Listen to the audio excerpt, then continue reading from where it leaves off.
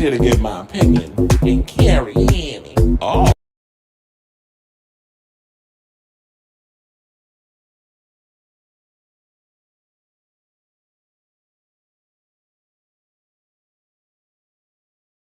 Hello, everybody. Welcome to a brand new episode of Kris Avalon Unfiltered. I'm your host, Kris Avalon, and y'all pretty much know the drill. It's a show where we basically get into the latest hot topics, all the stuff that's going on in pop culture, whatever's trending. I'm gonna talk about it if it's interesting. So make sure y'all get yourselves a drink or whatever it is that's going to keep y'all going through this episode. And let's get into this gig, child. Now, before we get started, I would like to ask you all to do me a solid and follow me on all my social media platforms down below. Hit that like button, hit the subscribe button if you're a brand new person coming on in and seeing this show for the first time. But also, go down in the description if you have the time. And if you're not following me on all my social media platforms, my TikTok, my Facebook, my YouTube, all those things, definitely do yourselves a solid and follow me if you can. So we got a lot of tea to talk about. I know it's just like, can you imagine like how back in the old days I used to just do like once a week? It was so much stuff that came out this week. I was like, I don't think I'm gonna do a show today. But then all these topics started coming out. I was like, So we definitely we got some tea to spill. Harvey Pierre, was the ex CEO of ex Bad Boy president. He's come out and he's denying the allegations that was brought up on him a couple of days ago, where he was accused of sex trafficking and assaulting a 17-year-old, where he took her from where she was from and brought her to New York. Her and Diddy, were named in that lawsuit. So he's denying that. We got the latest on Jonathan Majors. Child, it is not looking good for him. And I don't know what this means. I mean, we know I don't know what it means for his private life, but then again, his business life, like his career, like what does the future hold for him as an actor once they figure out, okay, is he guilty, is he not guilty, if he it becomes like this amicable whatever, like how does that affect him? We got some tea on Terrence Howard. He's apparently suing his agency, saying he was not paid properly when he was on Empire. I have some thoughts on that. Wendy Williams is in the news. We haven't spoken about her in a minute, which is shocking because I feel like I spent all of last year talking about Wendy Williams. But apparently she's in the news. Her manager, Will Selby, is talking. He was talking to Angela Yee about and spilling tea. I do have the clip on that, so I'm going to let y'all hear what he got to say, and we're going to see what's Wendy up to, and I'm going to give my thoughts. Charlamagne is weighing in on Nicki Minaj's Pink Friday 2. I have some thoughts on that. I'm going to play that clip. Plus, I saw Pitchfork release the album. Released an album review of Pink Friday 2.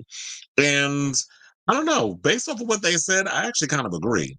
So we're going to talk about that interview. Plus, the review. Plus, Kid Cudi is coming to Lil Nas X's defense because some Christian rapper thought he could try to get some clout by trying to throw some shade at Lil Nas X. We're going to talk about that. Plus, I happened to come across something on Pink News today where they did a whole list of where they ranked all 15 seasons of RuPaul's Drag Race from worst to best. I'm going to give we're going to go down the list. I'm going to give my opinion. And those of you who happen to watch, if you are a Drag Race fan, you can chime in and let me know if you agree or disagree. So those are basically the topics and things we're going to be talking about. So as I said before, for those of you who are just now coming into the, watching the live, how you doing? And number two, do me a solid and follow me on all my social media platforms and this, that, and the third, which is down in the description. That down below. Also, for those of you who are watching, if y'all want to contribute to a little cause, this little independent show, y'all can do that by cash apping me at thekrisavalon. If not, y'all can still tune in and watch. I'm living for y'all. I still get my coin, but it does help. So I ain't too proud to beg, but I'm not going to beg. But so without further ado, let's get into these topics. So our first topic on the docket is we have ex-Bad Boy president Harvey Pierre is slamming the lawsuit. Now, last week we did talk about Harvey, was named in a lawsuit where apparently there was a girl who said that back when she was 17 years old, she was trafficked from where she was from on a private plane to New York and wound up, getting assaulted in a studio by him and Diddy.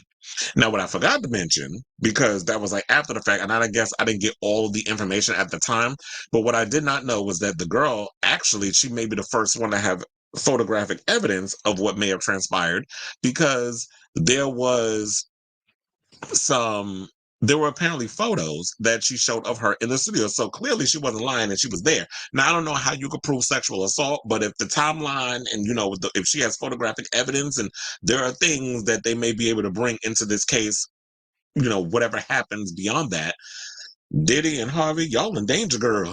And at this point, I feel like the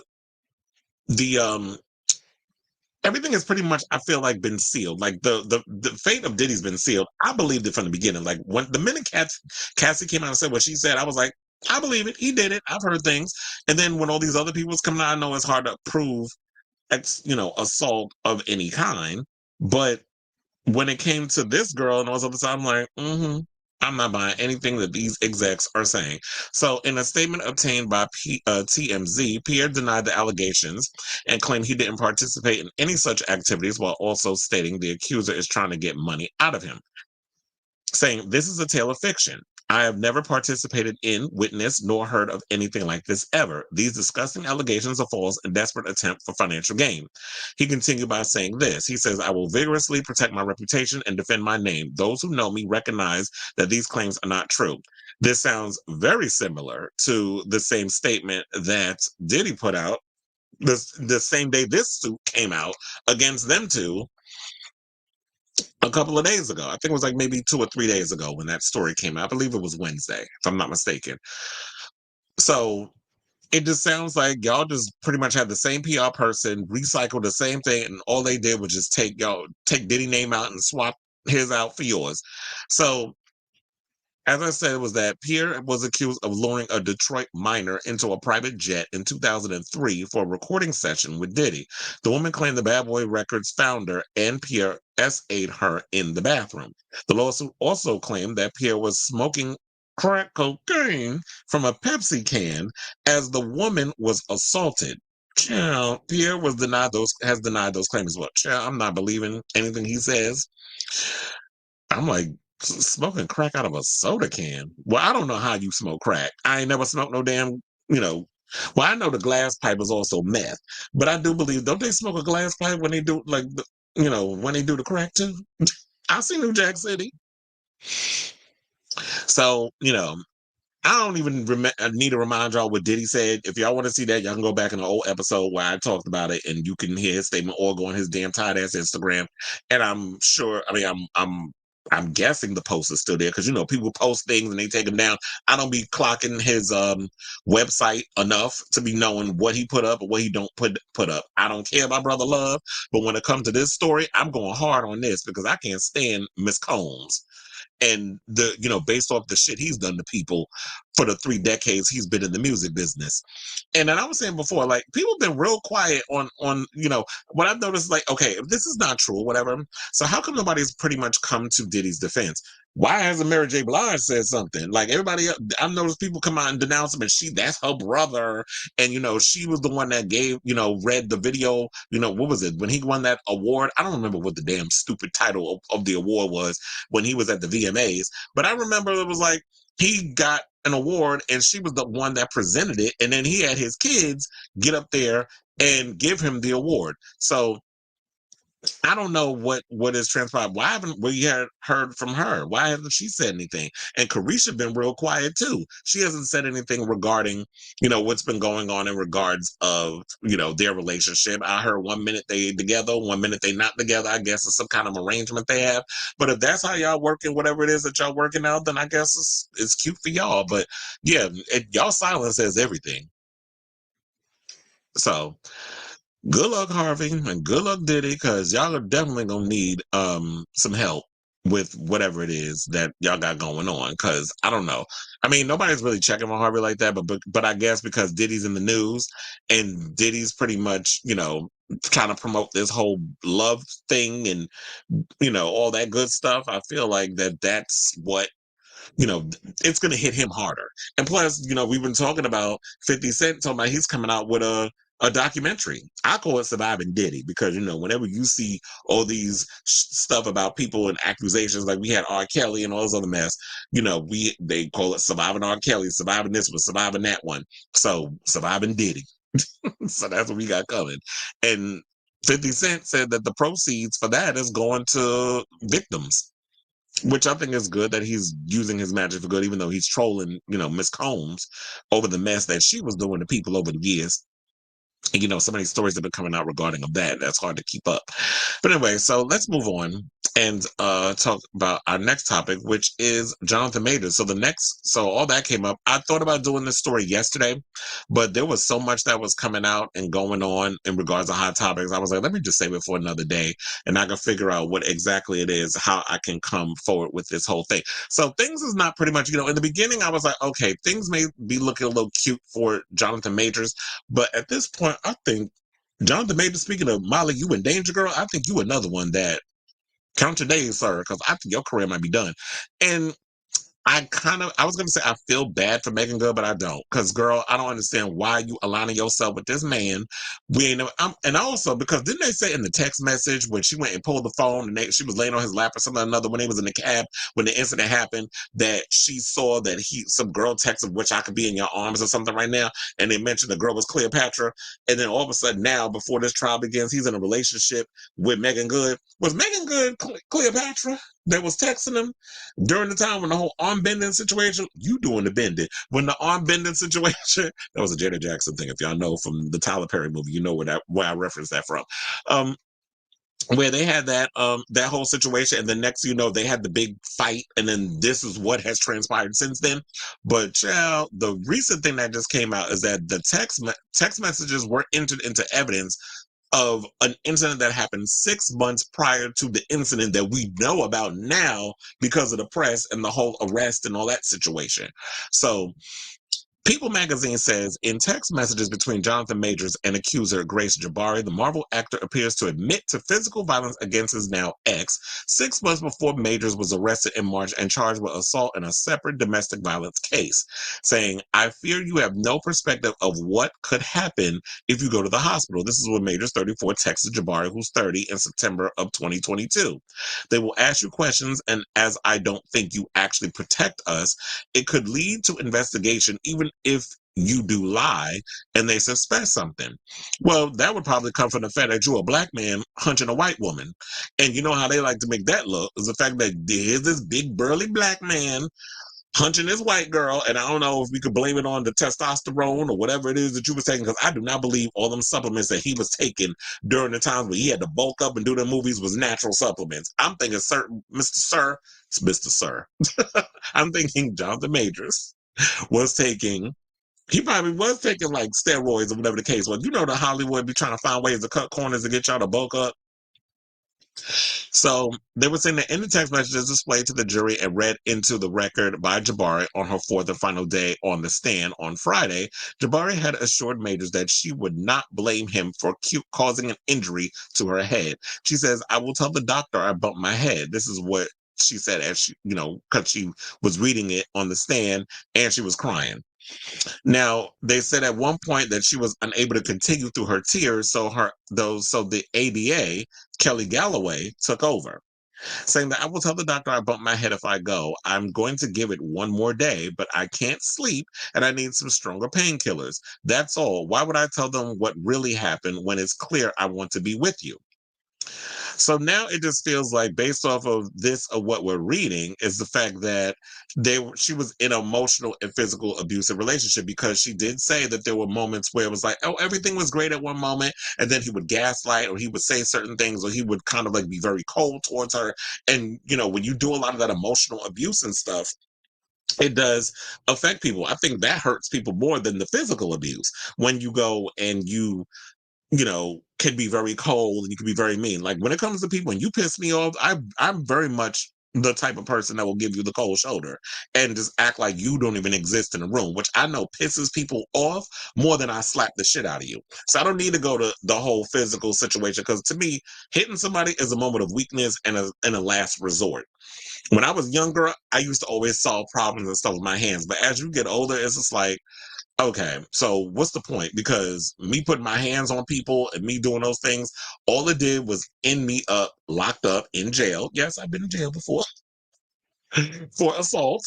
And when you do those things, like you learn your lessons, like, okay, you can't be putting your hands on people because they be wanting to file lawsuits, they be wanting to, lock your ass up, and do all this stuff, and it's not worth it, in my opinion. So it's unfortunate. So I just feel like because y'all entered these text messages in court, and I think it stemmed from Jonathan Majors people was trying to be slick and enter certain things in. So they like, well, okay, this is what you want to do. Now we go into this in. And now that's in there and it's making them look bad. So I don't care how many Bibles you walk around with, how many berets you want to put on your head to emulate that you looking like you are a lost member of the Black Panther Party. Now, if you want to sit and do all of that, then you have to realize that, okay, visuals, looks, perception, I can see through all that and it feels very performative, which I've said many a times about the way I've noticed that Jonathan Majors has been carrying himself, that it just comes across very performative. On top of that, the incident what we saw with him, walking down the street, and now all of a sudden he happens to come across a bunch of girls fighting, and he swoops in like Black Superman and breaks up a fight between some kids. And then they happen to just catch it on film, and then they load it up, and nobody bought into it. So it's just like, it just feels very, I don't know who his team is, but it's just like, y'all out here making this man look bad. Like, y'all not really helping try to, help his situation. And I feel like, unfortunately, what's going to happen, because Jonathan Majors, in my opinion, is such a talented actor, and he was like, this is like the fastest rise and seems like the biggest fall I've ever seen in the history of celebritydom. Like, someone who was on their way up to being like one of the biggest Black male actors since Michael B. Jordan. Because, I know sometimes in Hollywood, y'all be acting like only one Black person could represent the entire goddamn community, which I'm like, is ridiculous. But we saw at one point that Jonathan Majors was getting all these roles. He was on the up and up. He had all these big breakout roles in one year, 2023. And then all of a sudden this situation comes out, and it's like, as fast, because you was out here being a mess in your personal life, now it's affecting your career. So I don't know what's going to happen. We know that Megan Good got a job because she got Harlem season 3. I told y'all that was greenlit for another season. So there's another season of Harlem coming. So she's going to be off. Well, she's already in New York because that's where the trial is. So she's going to be, I don't know when that's supposed to start shooting, but she's going to be off in New York shooting that. I don't know what's going to happen with the situation with him and how is that going to help his career? Because all this money you spending on legal fees and stuff, was you really making a whole lot of coin as an actor? Like, we've been hearing so many stories about actors really not making so much money. And with your career just on the rise, I do not believe that Jonathan Majors was making Will Smith money. Not at this early in his career. I'm believing that he still was probably making a cute amount of money, but not enough where it's like, should you be worried about like being homeless? As Billy Porter so dramatically put when we did the last episode, where he was sitting up in there talking about, that he had to lose his house because of the whole marriage situation between him and his husband. And when you don't work for 3 months, that you basically are going to be struggling and trying to figure out how you're going to pay them bills. So the case goes, it's very lengthy. It's a lot that was said, that was going on. They said that the pre-trial filing was 115 pages. And then prosecutors mentioned medical records from London related to an incident that occurred on September 2022. So they put an old evidence up in there. Now, there was even talking about that he threatened to unalive himself if she went to the hospital for her injured head, saying, "Last night I considered killing myself versus coming home." Majors wrote to Jabari, adding, "I need love too, or maybe I'm such a monster and horrible man, I don't deserve it, and I should just kill myself. In this way, my existence is miserable. I want to die." And I'm like, child, you need some damn therapy. I don't even think acting classes could save you for whatever you got going on in your damn brain. And so that's what she was talking about, that, I will not go to the doctor if you don't feel safe with me doing so. And it's like, well, why are you telling this girl this? Well, I can't even say alleged, because they said it was in text messages that was presented in court. So it's not alleged. It's on record. So, Jonathan, child, I don't even think prayer is going to help you. You need a full-on exorcism, a therapist. You need something. And now I feel like it's because the text messages that she saved were, admitted in court, it's not looking too good for you. So I'll definitely be keeping you guys abreast of this story to see how it turns out. But like I said, based off of this evidence that came out yesterday, I do not think it is looking good on his part. And who knows? I feel like, at the end of the day, this might be the end of his career. But I don't feel like what goes on in people's personal life should affect their ability to be on camera and act. What I do in my personal life is my business versus what I'm doing on the screen. That's the way I look at it. But Hollywood is always about perception and setting an example and not trying to look like, oh, we're enabling an abuser. I'm like, huh? Now, if he went and beat one of the actresses on the set of a movie, that's one thing. But if I'm in a relationship with somebody, that shouldn't have nothing to do with, my job or the fact that I could show up to work. Although I've heard stories that, Jonathan Majors is not the nicest person as an actor. So I don't know. But good luck to you, sir. Okay, so now next topic that we're going to get to, speaking of troubled actors, because he's been notorious for being a little troubled over the years. Let's talk about Terrence Howard. So, Terrence Howard apparently is suing his former agency, CAA, which stands for Creative Arts Agency, for breach of fiduciary duty, constructive fraud, and fraudulent representation. Now, before I even get to this story, it's funny how I was watching something the other day that a friend of mine, Omar, sent me on Instagram, because he's always sending me stuff in my Instagram stories. And I appreciate it because I can't keep track of everything that's going on. So I always appreciate when people send me clips of things, of trailers, whatever the case was. So that way, okay, now I can keep abreast of what's going on. But anyway, so he sent me a clip. I think Taraji P. Henson was on CBS in the morning. She did some special whatever. And she was talking about how she had to audition for Empire. And I think she was insinuating that she had to fight for everything she had to get. And Terrence Howard, I guess, didn't really have to fight for nothing when he was on the set. Well, I guess, ma'am, this is how you know the grass ain't always greener on the other side, because you was making assumptions. Because now Terrence Howard is coming out saying that he was stiffed over, by Fox and his agency and all these other people for not getting the proper treatment while working on Empire, which, how many seasons were they on? They were on 4 seasons, and I think they did really well. I don't know if they did enough episodes to go into syndication, because a lot of people like to blame Jussie Smollett as the reason why the show was abruptly canceled and didn't get the proper send off that they felt that it needed to get, because of him and the whole, I'm the Bayard Rustin. I was about to say the gay Bayard Rustin, but Bayard Rustin was gay. I was like, when he was having his Bayard Rustin moment and he wanted to be the next big black gay civil rights leader and concocted this whole cockamamie situation where he wanted to go around saying that, people had bleach and the noose and all these things. They had a whole Home Depot kit trying to harass him, apparently, which I was like, sir, that's a little too much that they're going to be carrying around if they want to beat somebody up. People going to beat you up. They're going to beat you up. They're not going to walk around with some bleach and, a noose and a bunch of MAGA stuff. Like, people ain't really rolling like that. But anyway, so, according to Rolling Stone, Howard said on Friday he's suing CAA for breach of fiduciary duty because the talent agency allegedly urged him to take a lowball salary deal for the hit TV show Empire due to a conflict. The actor who portrayed hip-hop music mogul Lucius Lyons, okay, so it was on for 6 seasons of the celebrated Fox show. I think the reason why I said 4, because I think I checked out after season 4. So, when a show ended in my brain, that's when it ended, period, when I started watching it, apparently. Sometimes I live too much in my head. But anyway, so it says that he claimed that the CAA failed to act in his best interest because it also represented Empire's producers in a package deal. CAA did not immediately respond to a request for a comment, saying, I can't say for certain this was a racial issue, but I can't imagine another counterpart, a white counterpart, with the same accolades, name recognition, and numbers that I had receiving the lowball pay that I was receiving. This is what Howard told Rolling Stone after a press conference Friday that he attended with his longtime partner, Mira Pak.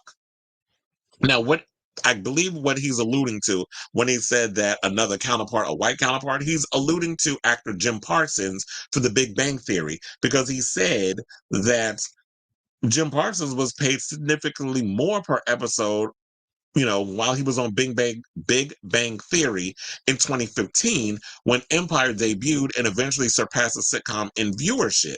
He also said he tried to renegotiate his contract alongside co-star Taraji P. Henson, but he never got much traction. He started out earning $125K per episode and never got higher than $325K per episode. I think, if I'm not mistaken, isn't Angela Bassett making around that much on her on with doing 911? I think she makes more than that. I think she makes half. If I'm not mistaken, I may have to Google schmoogle that, but I think she's making $500,000 an episode, if I'm not mistaken, because she is like one of the biggest, highest paid actors on that show. And I heard they're moving to ABC because the show got a little too expensive for Fox. But anyway. So it said, you have all your agents telling you that you got the best deal possible, telling you everything is good. Don't worry, you're going to get your money on the back end. After we got to 100 episodes, we're gonna go in a syndication, and man, you're gonna get paid. Don't rock the boat. This is what he told Rolling Stone. He says, I drank the Kool-Aid. I believed that I was going to get paid or that I was getting compensated properly, but I wasn't. I just didn't want to piss off CAA and Fox. There are big companies to go to war against, but sooner or later you got to stand up because they're just trampling over the rights of the artist. And this, I believe, is also the reason why when he said that, that's the reason why a lot of people don't come forward, because there are a lot of times where actors get stiffed or get taken advantage of by the industry, and they're told, oh no, we got you, we're going to help you out. But what I don't get is only for them to get lowballed and stiffed. But I don't understand. It's like, if you're my agent, wouldn't you want the best deal so you can get a good cut? Like, excuse me, I believe agents and managers, they get 10%. So I'm going to go out of my way to make the biggest deal possible, especially if you're on a show like, Empire on Fox. But also I did see that they were trying to compare, because where is it? There was something, his lawyers, I should say, is James Bryant and Bryant Dunn of the Cochran firm. Is that Johnny Cochran's firm? And Carlos Moore of the Carlos Moore Law Group. But they said something else, because I was looking for there was another thing. Oh, so it said, and then they wanted to, I don't know why they decided to bring up his prior accusations of domestic abuse. First of all, that ain't got nothing to do with the fact of what he's asking for and the drama that he was, the financial compensation he feels that he was owed. I'm also curious as to why did they fire him? Remember he was Iron Man? Oh no, he wasn't Iron Man. He was he was in Iron Man, the first one. He was War Machine. And then they removed him, and then they brought in Don Cheadle. Damn, I almost forgot his name. They wanted Don Cheadle. But, okay, so now I found the part. So there was a thing they said that they gave him compensation numbers for a show because he was asking for comparisons to guide his negotiation. And they gave him compensation numbers for shows like CSI instead of House of Cards, Mad Men, and Game of Thrones. Now, I don't necessarily want to kind of go against Terrence, but Terrence, I could see why they gave you compensation numbers for shows like CSI. CSI, like Empire, is an ensemble show on a major network. CSI was on CBS. Empire was on Fox. When you're trying to give compensation numbers to things like House of Cards, Mad Men, and Game of Thrones, House of Cards was on the streaming service. That was Netflix. Mad Men was on cable, which I believe, what was it, TBS, TNT? I can't remember what channel Mad Men was on. Or was it AMC? It was AMC, right? With The Walking Dead, I think. And Game of Thrones was on HBO, which is a premium cable channel. So when you're going up against, when they're giving you that, they want to compare it to those rather than the other thing. Because I think, if I'm not mistaken, when the streaming services, all the other stuff, their negotiations are different compared to a network TV channel, and how many they order per season. Because when you do a show like an Empire or you do a show like a CSI, they want 22 episodes guaranteed a season. Whereas a House of Cards, you get 8 to 10 episodes. Or you get, Game of Thrones was always 10 episodes. Or a Mad Men would be like 10 to 12 episodes. So their negotiations are different in those things. But if, you have a chance to prove your case, you go ahead and do that and figure out a way to prove your case and see if you'll get financially compensated. Okay, so I see we got a comment. Yep. Roro said Monique tried to tell him. It's like, look, she's been trying to say a whole lot of stuff for years, but people try to shut her down because she was a black woman. Nobody wanted to listen to her, and how they try to lowball her. And I'm funny enough you say that because When you say Monique, Monique was in Precious, which was a Lee Daniels, written and directed movie. They lowballed her. And Empire was co-created, right, by Lee Daniels. And I believe one of the producers on it wasn't it Jonathan from Buffy the Vampire Slayer? So, he's all producing and stuff now. So there's that. So good luck to you, Terrence. You're going to need it. All right, so let's talk about my girl, Wendy Williams. How you doing? We haven't done that in a while. I was like, we have not talked about Wendy Williams in a long damn time. But shout out to her. So, Wendy, it's been, like I said, it's been a minute since we talked about Miss Wendy. But the only reason why she's come up in the news is because her manager, Will Selby, got a whole lot to say about her because he recently went on an episode of Way Up with Angela Yee. Because I think she was doing like an episode about jewelers and stuff, well, I don't know if you do know, but Will Selby, who, as I stated, was Wendy's manager, he is a jeweler, and that's how they met. But then I guess she felt he had experience becoming a manager.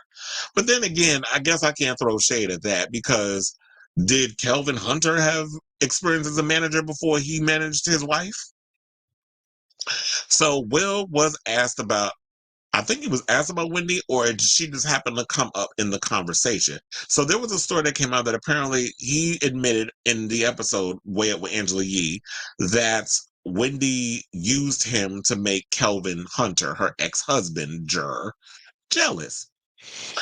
Now, we do have a clip because he reveals, that, and then he also lets us know what Wendy's been up to. Like, okay, how's she doing? Is she planning on, with the whole podcast situation? So I was like, okay, this is an opportunity. We got to bring up this clip so that way, we know what the tea is. So yeah, let's roll that clip. And then I have my thoughts on the matter. I don't think anything happened to her. I just think people just had an opinion because Wendy. Hold on now. It's free. Such a strong figure. What did that have to do with you though, my boy? I manage Wendy Williams. Oh, you managed her? Okay, so you still manage her now? I still manage her now, okay. Yes. And we're friends. I manage her. Mm-hmm. I do jewelry for her. We're connected in so many different ways. So, I just feel like everyone had an opinion about Wendy, and I had something to say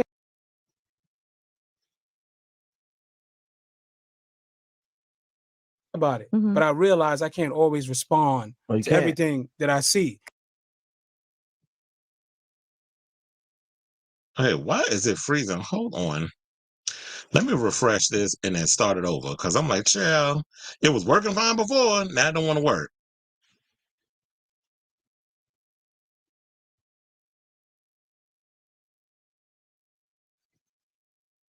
Wendy's such a strong figure. What did that have to do with you though, my boy? I manage Wendy Williams. Oh, you managed her? Okay, so you still manage her now? I still manage her now, okay. Yes. And we're friends. I manage her. Mm-hmm. I do jewelry for her. We're connected in so many different ways.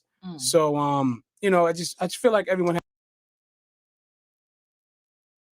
had an opinion about Wendy, and I had something to say about it. Mm-hmm. But I realize I can't always respond to everything that I see. Because you're not used to being in that position where people are coming for you. Coming for me. So the minute they came for me, I figured I'm gonna let them know I'm not the person to come for. But I realized it's just a better way to deal with things, and it's just sometimes better to just be quiet. This is just a business relationship. Yes, that's only a business relationship. Mm-hmm. Initially, I just tell you the truth since we on Way Up. Wendy wanted to make her ex-husband jealous. Okay. So she was flirting with me a little bit. Yeah, both from Brooklyn. Yes. Yes. And he's a great guy. He had a lot to endure.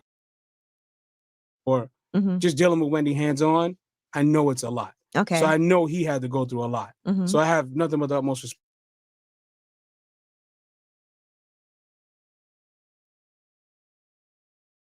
for him. But she wanted to make him jealous, so she was bothering me.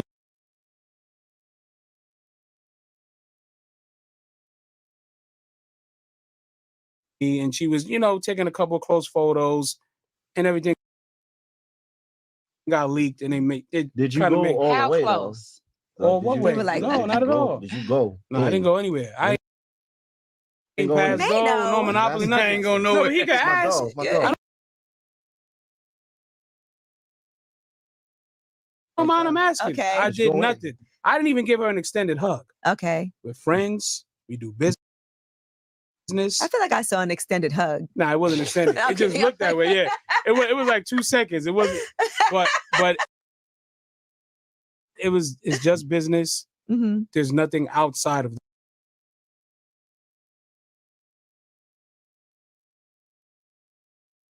that. Okay. We're friends. We care about each other. I got nothing but love for her. How did you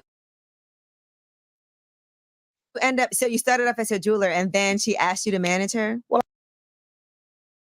I think same thing like the jewelry. We were having a lot of conversations, and I was just like, well, Wendy, you should be doing this, or maybe you should be doing that. Why isn't this happening? And I guess in just the conversations that we had, she felt like I could be an asset to her business. And so you still manage her now. So how is she doing? Wendy is resting right now. Okay. Wendy needs a break, in my opinion. I feel like she's been working straight for like 14, 15 years. Right. And, it's time for her to sit her ass down for a minute. I think people love Wendy so much, and that's why people felt very protective at a time. So that's, Nothing took place. We have a business, friendship, relationship, and that's it. Okay, that worked my goddamn root canal nerve. I'm like, why is this thing slowing down so much? I don't know. And I got the good damn internet. I got the good damn internet, and this shit is getting on my nerve. Roro said, talk about clout chasing. You want to know something? That was where I was going with that, because I'm sitting there like, okay, now, if you are Wendy Williams' manager, why are you out here spilling all her damn tea and letting everybody know what's going on in her personal life? That, to me, that is not a place of a manager to be bringing that up. Like, what I would have said was, Wendy's doing really well, and she's taking some time to get herself together, and then down the road, she'll probably come out with a podcast, or I don't, what happened to the reality show? Because didn't they say before that she was doing a reality show, and I think her family was in it, or whatever the case was. I don't know what's going on with that. And that's when Lil Cat went on, and started doing interviews and talking about how people were taking advantage of his mother. One of them that was named was the guy we just showed you. So it does feel a little clout chasery to me, and the fact that Wendy's not out here able to defend herself. And this is why you got to have actual people who understand the business representing you, and not somebody who you just found that makes you good pieces of jewelry to give you stuff. And I get why, she was doing what she did, where she needed to have some dude flirt. She was flirting with a guy so that way she could get Kelvin jealous, because she was hurt and she was going through things. And, she's a girl, as Wendy likes to say, she's soft and pink, and she feels things, and she's sensitive. She's also, isn't she a Cancer? Yeah, she's very emotional. So I could totally see why that she would try to do what she did. Now, when I had to cackle a little bit when he said that he's a great guy and he's had a lot to endure. Like what? What exactly did Kelvin Hunter have to endure that it was a lot dealing with his only client, Wendy Williams? Because last time we heard, throughout their whole marriage, he was cheating. And it wasn't, I don't think, necessarily just with Sharina, which he knocked up and got a whole baby with. But didn't Wendy Williams say something or another that Kelvin wound up getting, she found out he was cheating with some woman. I don't know if it's the same one. It could have been somebody else. Maybe it was. That he cheated on her while she was pregnant with little Cat, because she kept having so many miscarriages and all this other stuff, and she was bedridden. And I guess because he didn't deal with whatever the psychological repercussions of, because look, when you are trying to have a child with someone, it's not just the woman that's going through the trauma. It's not the woman that's only dealing with all the other stuff. Men, even though a lot of men don't like showing their emotions, they deal with the same thing as well. And, they have those feelings and all this other mess, but they don't want to express those emotions, especially because Kelvin is from exactly the same part of Brooklyn I'm from. We're from Brownsville. So, it's always about trying to have that tough exterior where you can't show emotion or you can't show these things. As I've gotten older, I've gotten way more like in tune with my emotions, and I don't have problems with expressing my emotions as much as I used to. I'm very expressive in a lot of my, and how I feel in a lot of situations, but there could have been ways that you could have dealt with that. But then also in the Black community, it is frowned upon to even go through therapy. I know there's a lot of Black people that are starting to go through therapy, or people of color, period.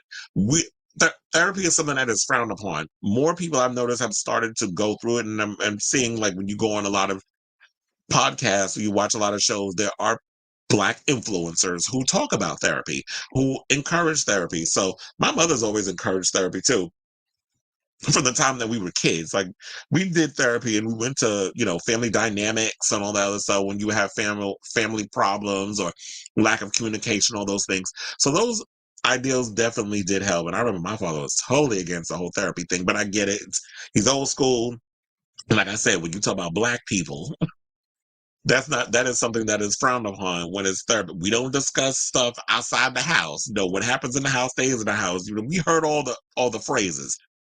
So that was that. Now, like I said, I'm rooting for Wendy. I'm hoping that she gets together. I do agree with Will when he said that she's been through some things and that she's worked nonstop throughout her career and she needs a rest. And I totally agree with that, because Wendy, I remember, as a Wendy-nista, as somebody who has followed her career since the early days of her radio career, when I first discovered her from, Kiss FM, and then she went on then she was at Hot 97, and she got kicked off of Hot 97 and I guess left for a while. And I don't know, because we don't get certain demographics of certain radio shows in certain areas unless you in the tri-state area. And then I remember when she came back and did BLS, and then she brought on Charlamagne and the Whitney Houston interview and, all that stuff.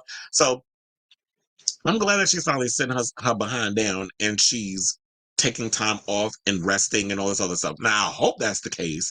And it's not a situation where it's like she's withering away and she's an alcoholic and she's a junkie and all those things. We don't need you out here looking like Halle Berry and Jungle Fever. What I need for, my girl Wendy to do is to get it together, come back, strong like a phoenix rising from the ashes, and get back into conquering the media world in the next chapter of your life. Because, we all love a comeback. And we need Wendy. And especially when this whole Diddy situation came out, I saw the trend, the things trending on Twitter with, Wendy Williams. I said, wait a minute, I hope nothing ain't happened to her. Because I remember there was a couple of times I said, Wendy Williams' name trending. I'm like, why is Wendy trending? So I would go on there and they would bring up the old clips and I'd be sitting there having a whole cackle. So come to realize what the whole situation was because it was due to, people saying, they wish she was around to have a platform so we could get her opinion on the whole Puffy situation. Because if you all follow her career, she's notorious for always talking about Diddy's rumors and all the tea she used to spill about him back in the day, and he tried to get her fired. Yeah, there was a whole story about that. So I'm glad, according to him, he said Wendy's getting herself better and she's taking time on herself, but like Roro said in the comments, it's giving clout chaser. So it's definitely that. I just hope that she wises up and gets her a better manager, because I do not like these people that's been in her life representing her. It's just her whole rollout was a mess, even down to the promos for the podcast that she was talking about doing. So I'm rooting for your girl. All right, so let's get to our next topic, which is Pink Friday 2. Now, Charlamagne, I saw that he did he mentioned something on the Breakfast Club about it. I'm hoping this damn clip worked, because, we were having issues or whatever before. I don't know what's going on, but the internet is interneting today. And like I said, I got the good internet. I got Verizon, child. And that's the expensive kind. So, okay, because I was like, wait a minute, let me bring up my headline. So basically, Charlamagne is not liking the way that Pink Friday 2 was rolled out. And like I told y'all in the last episode that I did, which was on Friday, the last stream, I haven't heard the album, but I've seen, like, based off the comments, because, I got a lot of Nicki Minaj fans that follow me or I'm friends with. And I like her stuff. Her stuff is cute, but lately I haven't really been caring too much for it. And I saw Robert friends of the show, sent a picture. Well, he sent me screenshots of a Pitchfork interview, and I was like, you know what?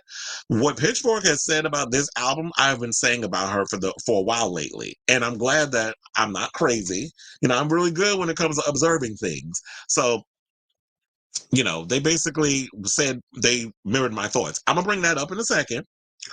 But first, what I want to do is I want to play this clip of Charlamagne. He's weighing in on her new album, and he says that he feels that her label dropped the ball on, Pink Friday 2, which, like I told y'all before, is getting mixed reviews. I know some people like it. They say, oh, it's the best album of the year. I wouldn't go that far. Child, it's December. I don't know how we get to the end of the year, and that's the only album that's the album of the year. Like, there's been so much interesting music that came out. And like I told y'all, I'm going to start working on my favorite albums of 2023 list on my website, thekrisavalon.com. So I'm going to play this clip. Fingers crossed to the gods that it don't start freezing up like the Wendy Williams clip did, because they was getting my goddamn nerves with that.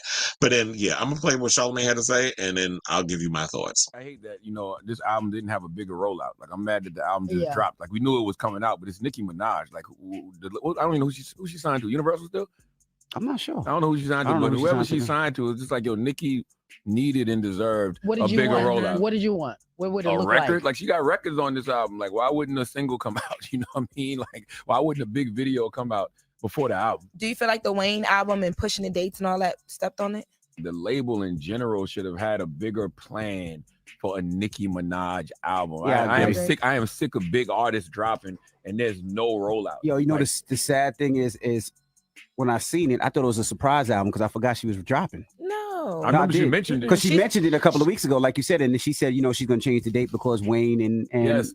Label. And what's the name's album? It's because we're used to her doing like when Queen dropped, it was Queen Radio. Yeah. It was, she literally stopped the world. Everything. Like the city stopped. The world stopped. Labels got to stop relying on artists and their social media followings to get the word out. Labels got to do their job. What's the point of being signed to a label if labels aren't going to provide those kind of resources to give you the big rollouts that you deserve? Nicki Minaj. Mm-hmm. Nicki Minaj. They tried a little bit. I know she had I think it was the Vogue cover. She did a cover of magazine. I really think it was Vogue, but it was like bits and pieces. It wasn't like the uniform thing that we normally see. But I don't think rollout plans are as good as they used to be anymore. Like, it just doesn't happen anymore. I think a lot of times with artists, labels ain't doing their job, and sometimes artists just don't want to do it. You know what I mean? So it's like, even when you look at Busta Rhymes, that he just released that project 2 weeks ago, right? And Busta did everything. Busta did all the radio shows. He did the radio. He did the record stores. He did the performances. We got to get back to that so people understand what's coming out, and then we got to love the music. And so Sim just pointed out that she did like a futuristic thing where she had like the whole AI world. It's called Gas City. Mm-hmm. And that was a rollout. It was an AI universe. But I think AI in those universes and all that stuff is kind of, it goes over the average listener's head. Yeah. But I found that out today when I was just looking at what was online. And then I do have a lot of friends on the media side. Like, I have some paps that are hitting me up right now that are telling me that a lot of people are telling like paparazzi, a lot of her events, her party, just press things that she was supposed to do today were canceled. So I don't know what's happening, but it was put out there to paps that were looking for her to be out and about at these places that these things were canceled and they weren't happening anymore. Okay, so is it sabotage on her label? Because I could have sworn that what I thought was that she was signed to her own label, because I know Ice Spice is on her label too. But I do agree with that. Like, I miss the old days of the way promotions and stuff was going about. Like, you would have this huge rollout. You would go on all the shows. You would promote your record. You would perform the songs. This was like during the days of TRL. And I know TRL 106 in Park, those worlds don't exist no more. But there needs to be a way that it's like, wait, so why hasn't she gone on like, guess The Breakfast Club and all these other places? I guess because she's always beefing with a lot of personalities whenever they critique her music. So now you don't have a way to get your music out there besides Queen Radio, because you can't be the only vessel to get the word out there for your music. Same thing with the music videos. Where were the videos? Like, we didn't get no videos. We didn't get no kind of big promotional rollout. And my thing is, if you're a huge act, which she is a legend. She's in that Legends she's in that ballpark. She's a legacy act at this point. Like, she's someone who's been in the business for over 15 years. So at that point, when you have your big stars, you have your Beyonce's, you got your Taylor Swift's, you have your Nicki Minaj, because she is in that category with them. Your Katy Perry's, you know, you get the Britneys, the Madonnas, all these people. They're in that league where you get the big rollout. You don't get some, okay, well, we're just doing some Gag City. Because like what they said in the video, I was confused by what that was. I didn't know what the fuck a Gag City was. It was giving me some Sims. What's that other game? The Grand Theft Auto. Like, it was giving me that type of stuff. And I was confused. Like, when y'all put stuff out there, y'all can't just be expecting people to understand what exactly it is that you're promoting. Like, I was confused by the whole rollout. And then on top of that, it's just like, okay, so I haven't heard any songs that was coming out that was just like, okay, so now I'm excited for this record. I did see online, because I didn't even know the album was coming out until I happened to be online, and people was like, the Nicki Minaj record's out. And I'm reading, because, you know, I stay on social media, you know, when seeing what's going on and the trending and all that other stuff. So I wasn't seeing nothing that was implying it. So I do agree the promotion was terrible. As someone of her stature, you should be getting the big promotion. You should be getting the big push. Why hasn't she gotten that? So that didn't make any sense to me. And then with DJ Envy up there as usual, his airheaded ass, I can't stand him. He up there talking about, well, Busta Rhymes got the big rollout and all this other stuff. And I'm like, first of all, Busta Rhymes' album did not get the greatest reviews. Number one, and I love Busta. Like, Busta, I grew up on his music.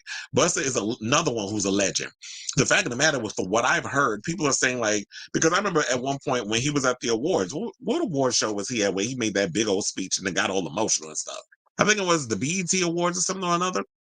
He got up there and was talking about that we need to bridge the gap between the younger rappers on the come up and the legend, the legacy acts. We all come together and interlink, which is what I believe he was trying to do with this record. However, the complaint from people were saying that Busta's new album seemed like it's pandering to the younger audience. The same argument that, you know, they said about Drake's record, which caused Drake and Joe Budden to have their little spat when Joe Budden went and said that. But for what I've been seeing from the pundits and stuff online, they're saying like they feel like this album from Busta isn't for them because it feels like he's pandering to the younger kids. And my thing is, you could give, like, I don't mind making music for the younger generation, but also you got to serve the people that have been supporting your career for how long you've been making, you know, the music and stuff. Oh, yeah, there was also an article that I saw on, and I cannot remember his damn name. There was also an article on That Grape Juice where the Barbs they wound up shading a adult film star and sex workers because of a comment that he made. And I wish I had the damn clip. They said, Robert said he had to edit it because of YouTube. So on That Grape Juice, they did an article where there was a porn star that I guess made a comment, something or another, saying that I guess he didn't like the record and the Barbers went in and let have on him. And this is what I gotta say. You know what? Stans, and not just to the Barbers, but people in general who are stans, you know, part of that whole stan culture.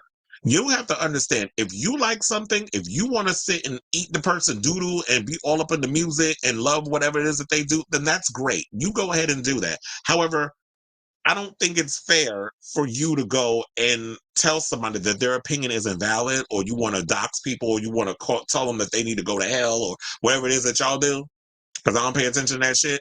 But people should be allowed to have their opinion about things without feeling the need of being ashamed or wanting to give their opinion because they're going to get bullied by a bunch of online thugs. Like, if you like something, like I said, art, music, anything that has to do with the arts is subjective. People should be allowed to like what they like.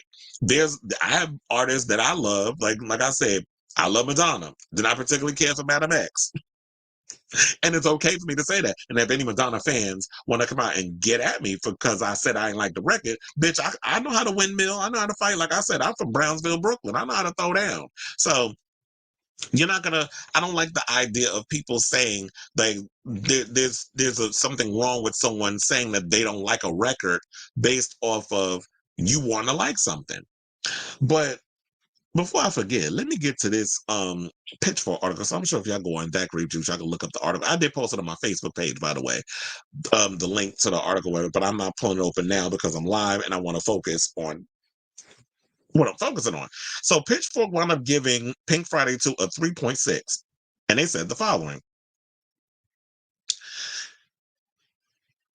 It says, Nicki Minaj's Pink Friday 2, spanning 22 tracks, disappoints due to its lack of originality in sampling and unremarkable features. The album recycled beats and uninspired samples, failed to bring any fresh innovation to the table.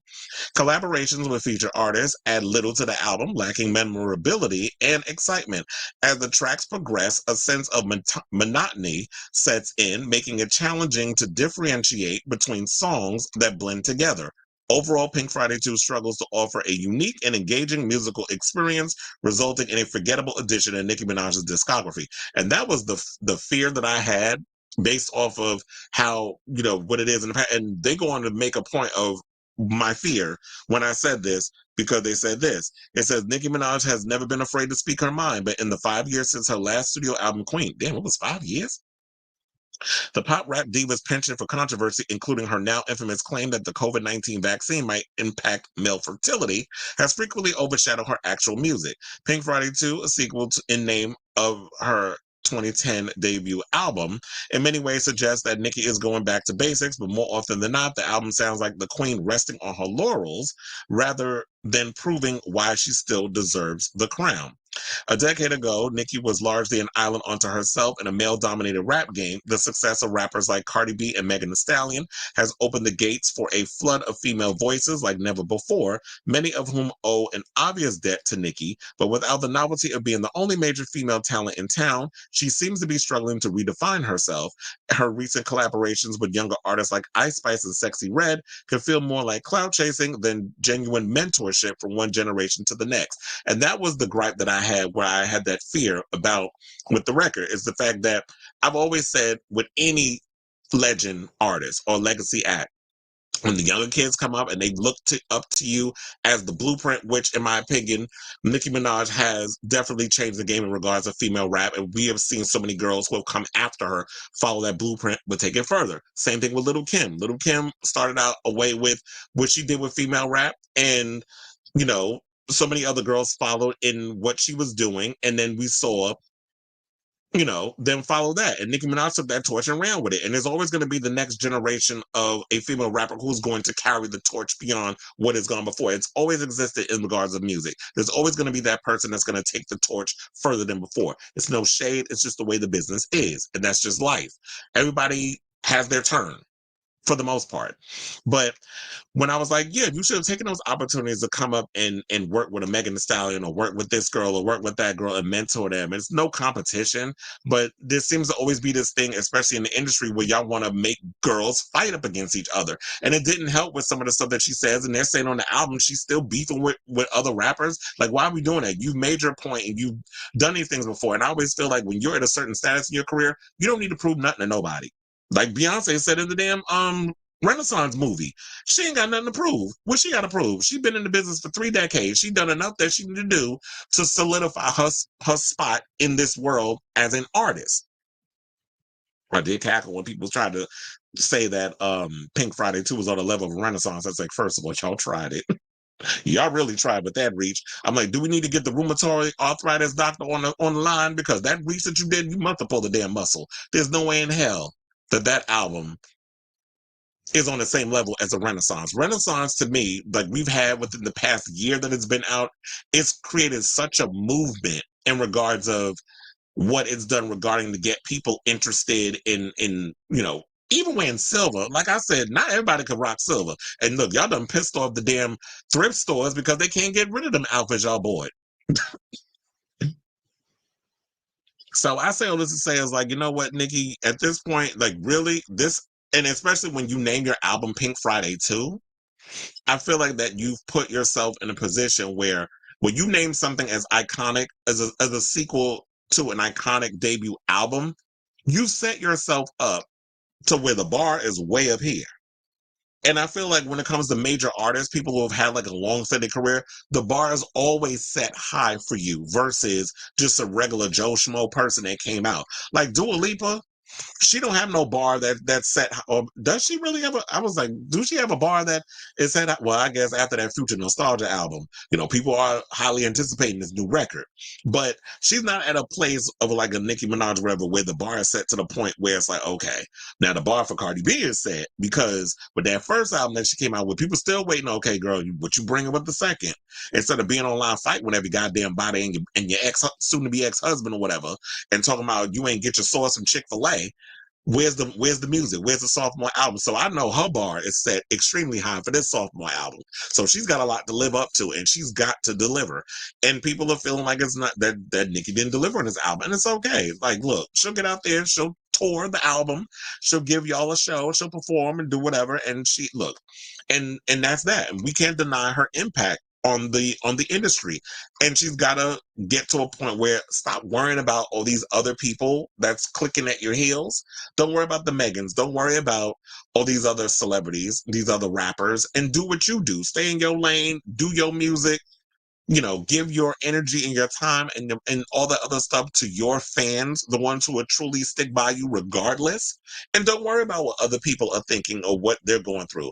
You don't need to worry about that, because you're talented. So I just wish that she would see things from that perspective versus, having this thing where it's just like, you're just looking like a shadow of your former self, trying to play catch up with these younger, the younger generation. And I think a lot of artists go through that, because remember, I said that about Madonna. At one point, I was like, girl, you sitting over here, before you was setting in trends, now you following them.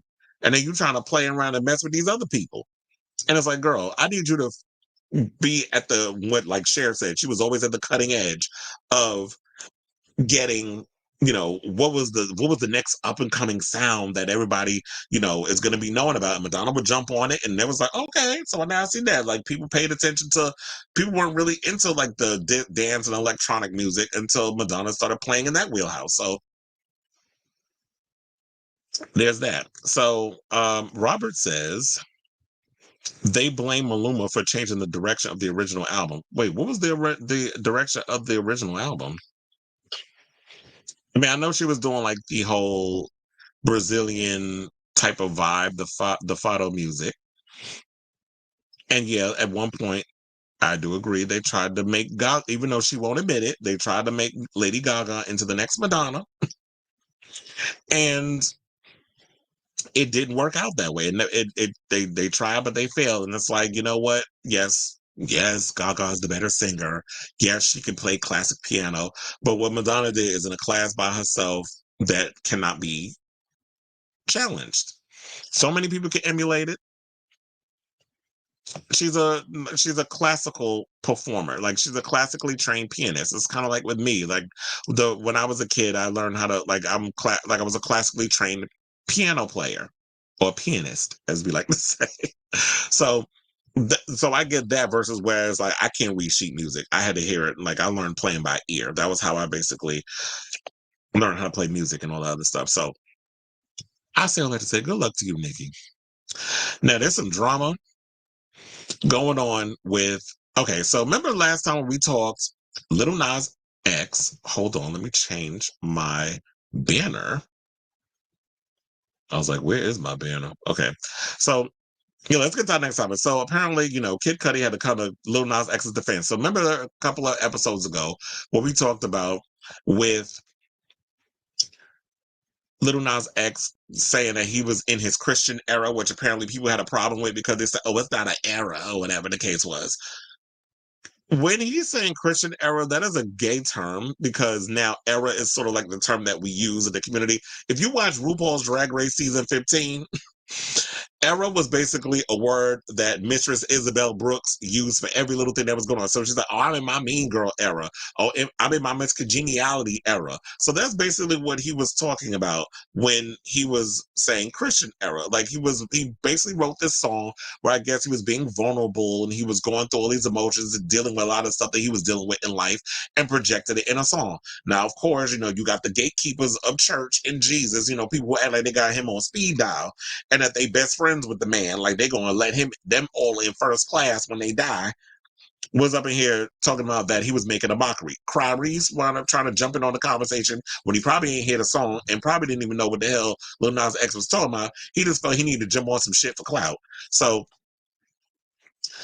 I say all that to say that there was some rapper, some Christian rapper I ain't never heard of named Bryson Gray, who's from Tennessee. Basically, okay, so he was featured on former President Donald Trump's MAGA Challenge rap contest. Y'all cannot be serious. I didn't even know that the orange turd of all people, he did a MAGA Challenge rap contest. Lord, get me off this damn planet. So anyway, so they took to social media to share a track responding to Lil Nas X and his upcoming Christian era. So he decided to create a diss track because nobody, like I said, know who a Bryson damn Gray is, except I guess the MAGA Trump supporters. And because the rest of us, John Q. Public, we ain't listening to no trash, not like that. I guess we listen to the country singer that be talking about his bussy, that people are trying to determine whether or not he's gay. I forgot his name.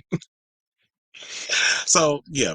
So the lyrics in Lil Nas X's song was, "Father, stretch my hands, the lonely road seems to last the longest." Now, Gray, who seemingly took offense at Lil Nas X's supposed turn in direction, blasted the openly gay rapper by calling him a gay demon and accused him of pushing homosexuality on children. Well, that's always the go-to when it comes to y'all. Meanwhile, how many of the perverts we heard that be out here molesting children happen to be heterosexual?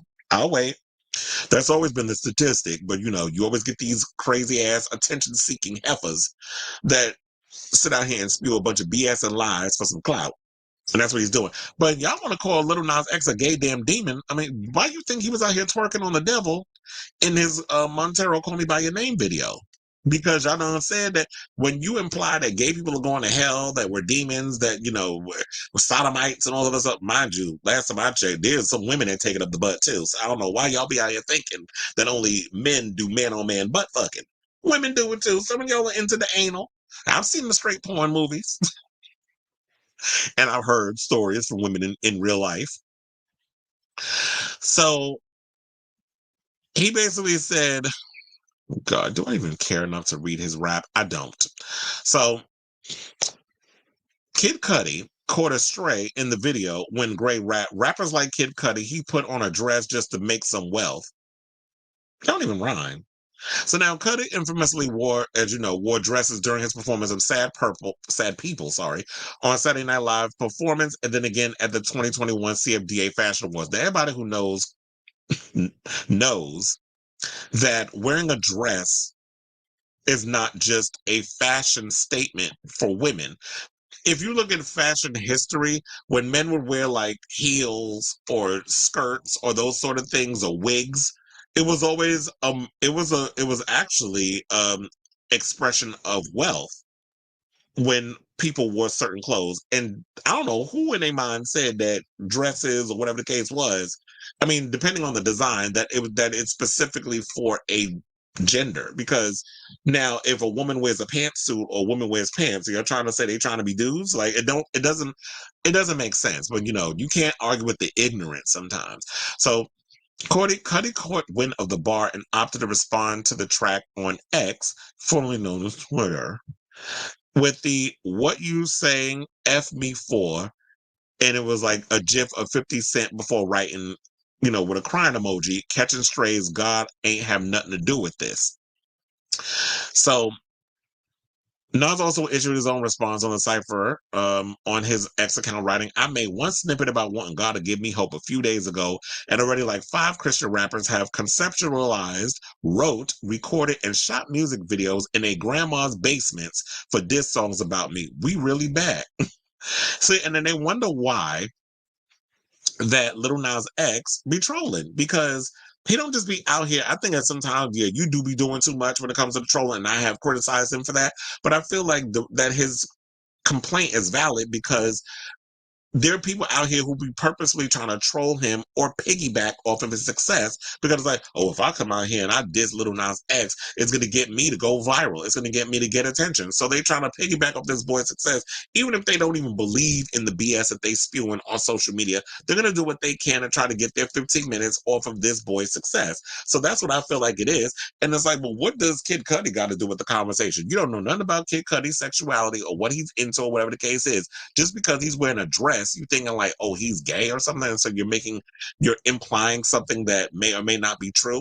I just wish these Christians out here that be talking about that they love the Lord and all these other things would work and worry about their own stuff instead of trying to project their own ignorant and insecurities. Because last time I checked, the God that we all supposed to be serving is supposed to be about love and acceptance and understanding and peace and all these things. But it always seems like these hypocritical these so-called religious folks, y'all are always talking about somebody going to hell or there's a hate thing or whatever. And not everybody, another thing that people need to realize, not everybody believes in the religious teachings that you were taught since birth.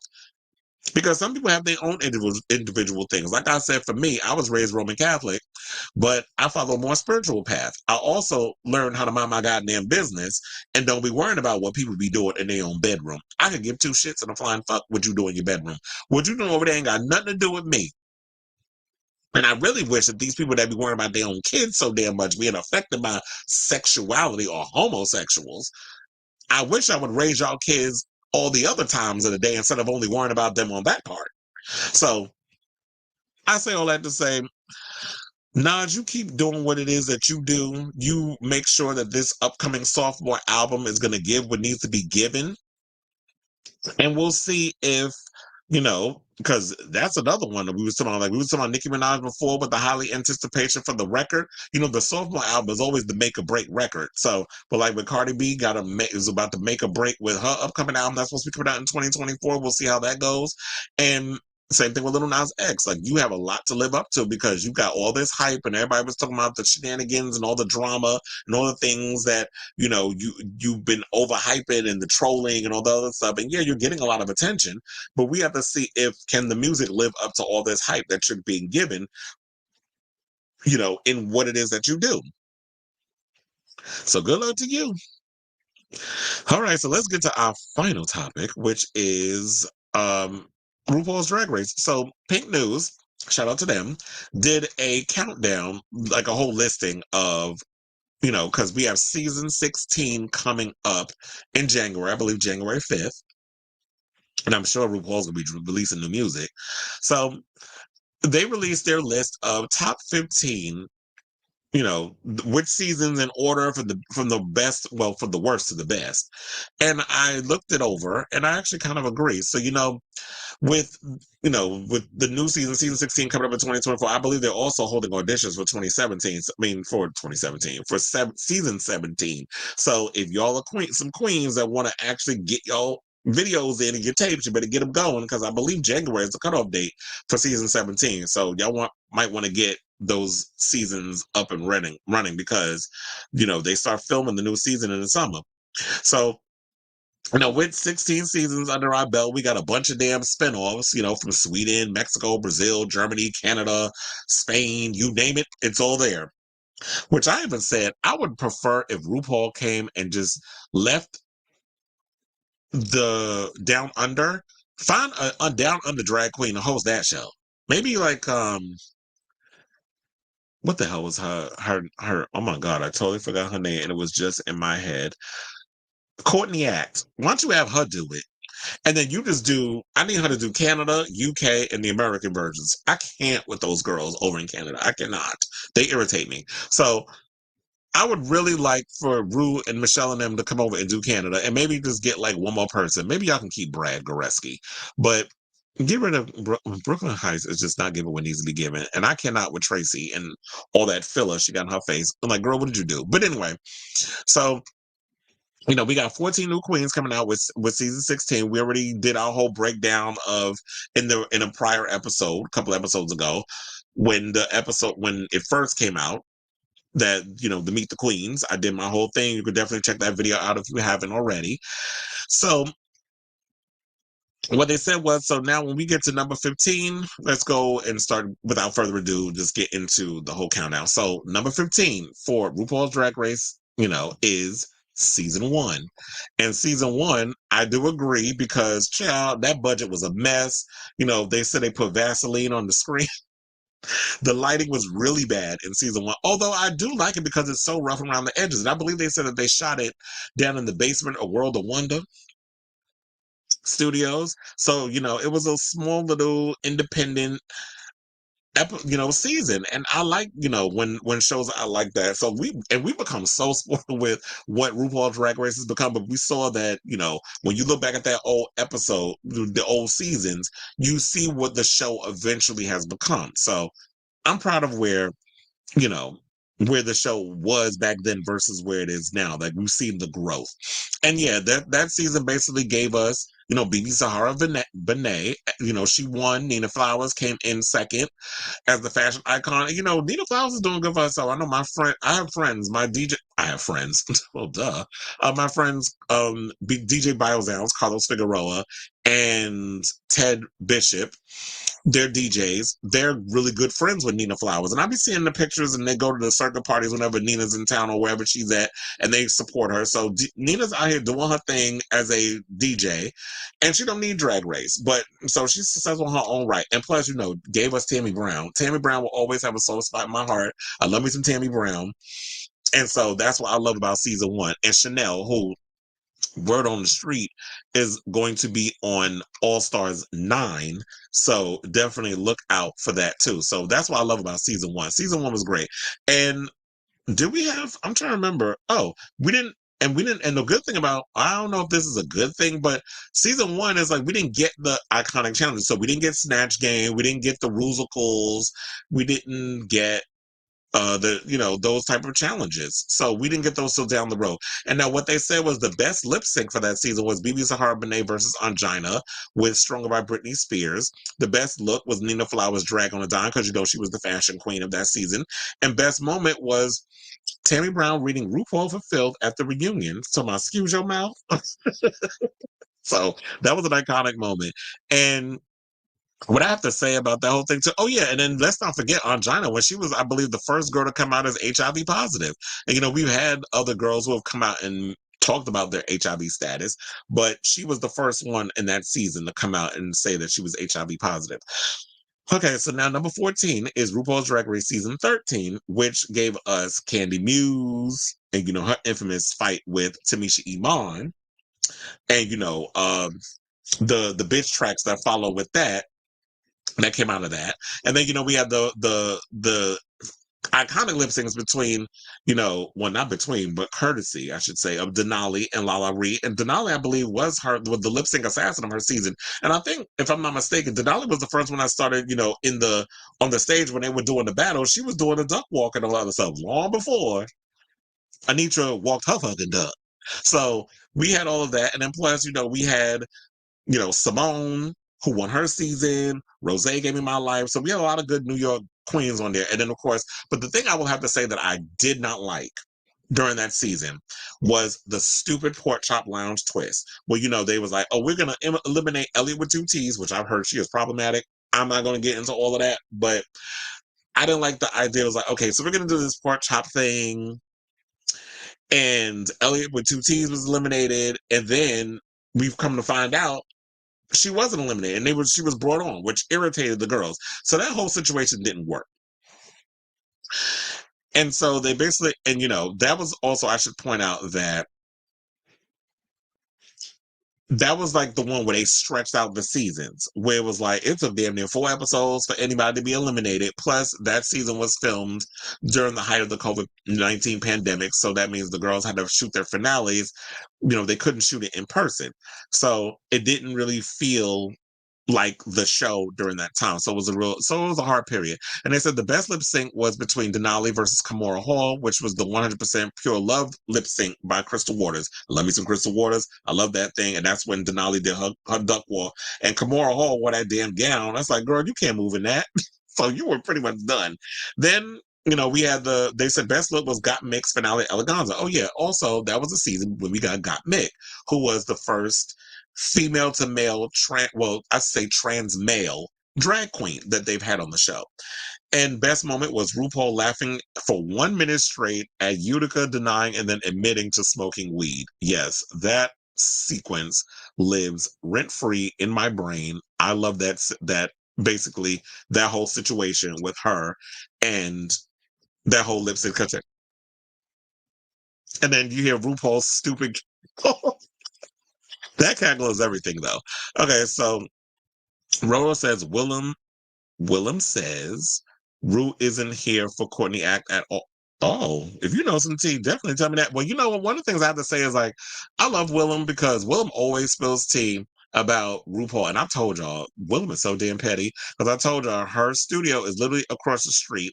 The studio that I believe that they shot one of the episodes recently of, was it X-Rated LA, when they had the scene where Brock Banks, who designs wigs or whatever, he went to meet up with Willem to make a wig for her, and I was like, that little space looked familiar because I've been in there.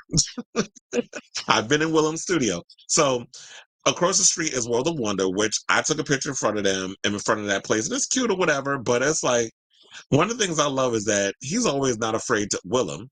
Speaking about her, was always not afraid to spill tea about Mama Ru and that sort of thing. So it's like, it would be nice, but I'm like, girl, if you want to sit up here and do, I'm not featuring Down Under. I don't like Down Under. This season, the past couple of seasons have been such a disappointment.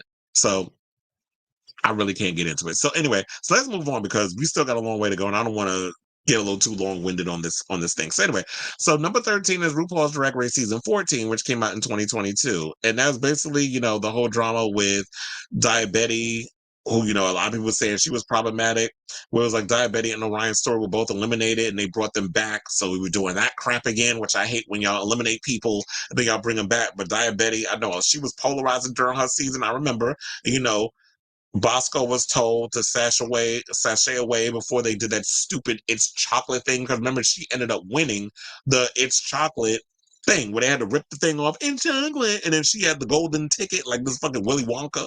So that dumb mess. And then you had Georges, who is another one I'm hearing is going to be on All Stars 9. And Deja Sky was sent packing in a messy double elimination.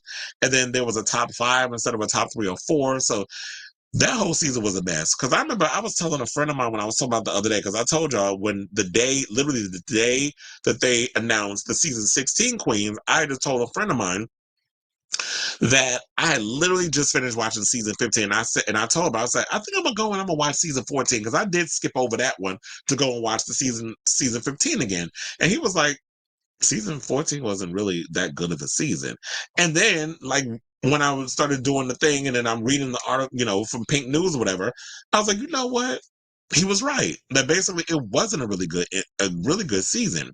So, I feel like they stretched that season out, but I think was it because of the whole COVID-19 pandemic that they wanted to stretch as many of the episodes out as possible to keep the show going, because people were kind of worried about, okay, so what's going to be happening in regards of acting and all this other stuff on so they had to stretch the show out as much as possible. So I think that's probably one of the reasons why they were doing all of that. And then it said that there were too many opportunities for queens to stay, and so the thrill factor, diminished.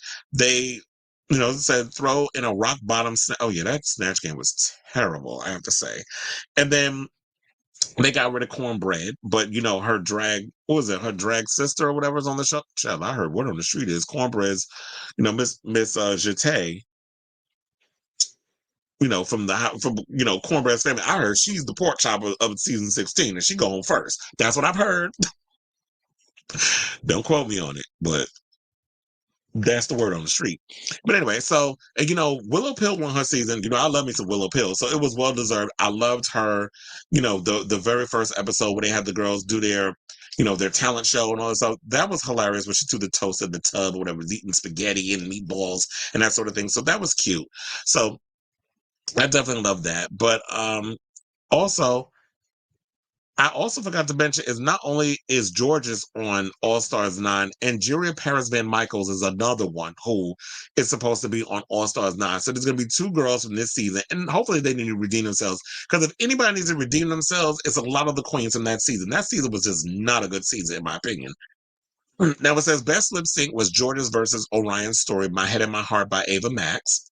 I didn't like that album that song comes from, but I do love Ava's new album, Diamonds and Dance Floors. I do listen to that on repeat, and that is one of my choices for best albums of, I think it came out in 2022, but it's still pumping in 2023. I might add best look, Willow Pill's Hard On.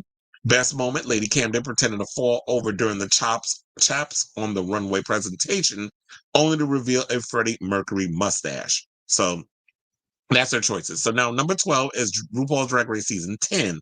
That's the season where we got Miss Vanjie. And, you know, ever since then, she has become iconic and that sort of thing. Vanjie's another one who is going to be on All Stars 9. So I may be going through this list and spilling tea, if y'all don't know already, on who's going to be on All Stars 9. So, you know, she went and, you know, that whole thing, she became iconic because of the whole Miss Vanjie moment. And then we got Eureka, Monet Exchange. I also believe, oh yeah, that was the season I mentioned earlier this week when I was talking about that this is the first time, season 16 is the first time we have 5 New York queens. And I believe the last time we had 5 New York queens was season 10. So, you know, we got Eureka, we got Monet Exchange, we had Cameron Michaels. You know, I did an article on, you know, I did a story on Cameron going through, you know, when she was talking about she was having her mental health battles. And so we've been rooting for her with all that. And then, you know, Aquaria being another New York queen. And so that was a really great season where we were dealing with that. And Aquaria started out as the villain and wound up winning the season and winning over the hearts of America.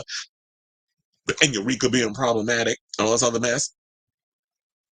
So then they also said, oh yeah, and then let's not also forget, even though I like the Vixen, that season did not make her, you know, she wasn't held in the best light because of what went on with that. And then, you know, the way she exited the reunion and was like, no, everybody's pretty much ganging up on me. Y'all not understanding where I'm coming from. So F y'all, and I'm exiting stage left. And I think since then, you know, if you gonna make Rue look a certain way on TV, she ain't effing with you. So she probably ain't effing with her, like was said in the comments. He not effing with Corny X. And then we had child. Let's not forget about Asia O'Hara with the butterflies, and then how in the memes online that was funny as hell. They put in the Reading Rainbow music. That would always be the cackle for me. So yeah, that was bad because everybody was, and I blame, you know what, in a way, I blame Drag Race for this because ever since we had the thing with Sasha Velour and the goddamn rose petals, everybody felt the need, they need to have that moment. And when you need to realize that was a zeitgeist lightning in the bottle moment that happened with Sasha Velour. I almost called her Sasha Colby because the funny thing was Sasha Colby has performed at Sasha Velour's nightgowns, which she does a lot of. So the Sashas, you know, I'm gonna probably get confused every now and again. So, you know, so she pretty much had that or whatever. So they said best lip sync was Monet Exchange versus Dusty Ray Bottoms, Pound the Alarm by Nicki Minaj. I did love that lip sync. That was an iconic one. Best look, Cameron Michaels Feathers. And best moment, of course, Miss Vanjie. So there was that. Now, number 11 is RuPaul's Drag Race season 11, where they said they got I didn't know this, but they said apparently it got a bad rap amongst the fandom. Which I believe was because Evie Oddly, you know, that was the season that she won. And in my opinion, the best lip sync between them, I do agree, was Evie versus Brooklyn Heights. And they also said that there was, you know, a lot of drama because, yeah, Raja O'Hara and Evie were always going up against each other. How Raja was always talking about how Evie smells and all this other stuff. And then Vanjie had her fight with Evie. So Evie was pushing a lot of buttons because the problem was, even though Evie won her season, she was getting a lot of beats with people. Like she got in a fight with, like I said, with Raja. She got into it with Miss Vanjie at one point, and then she was getting into it with Silky.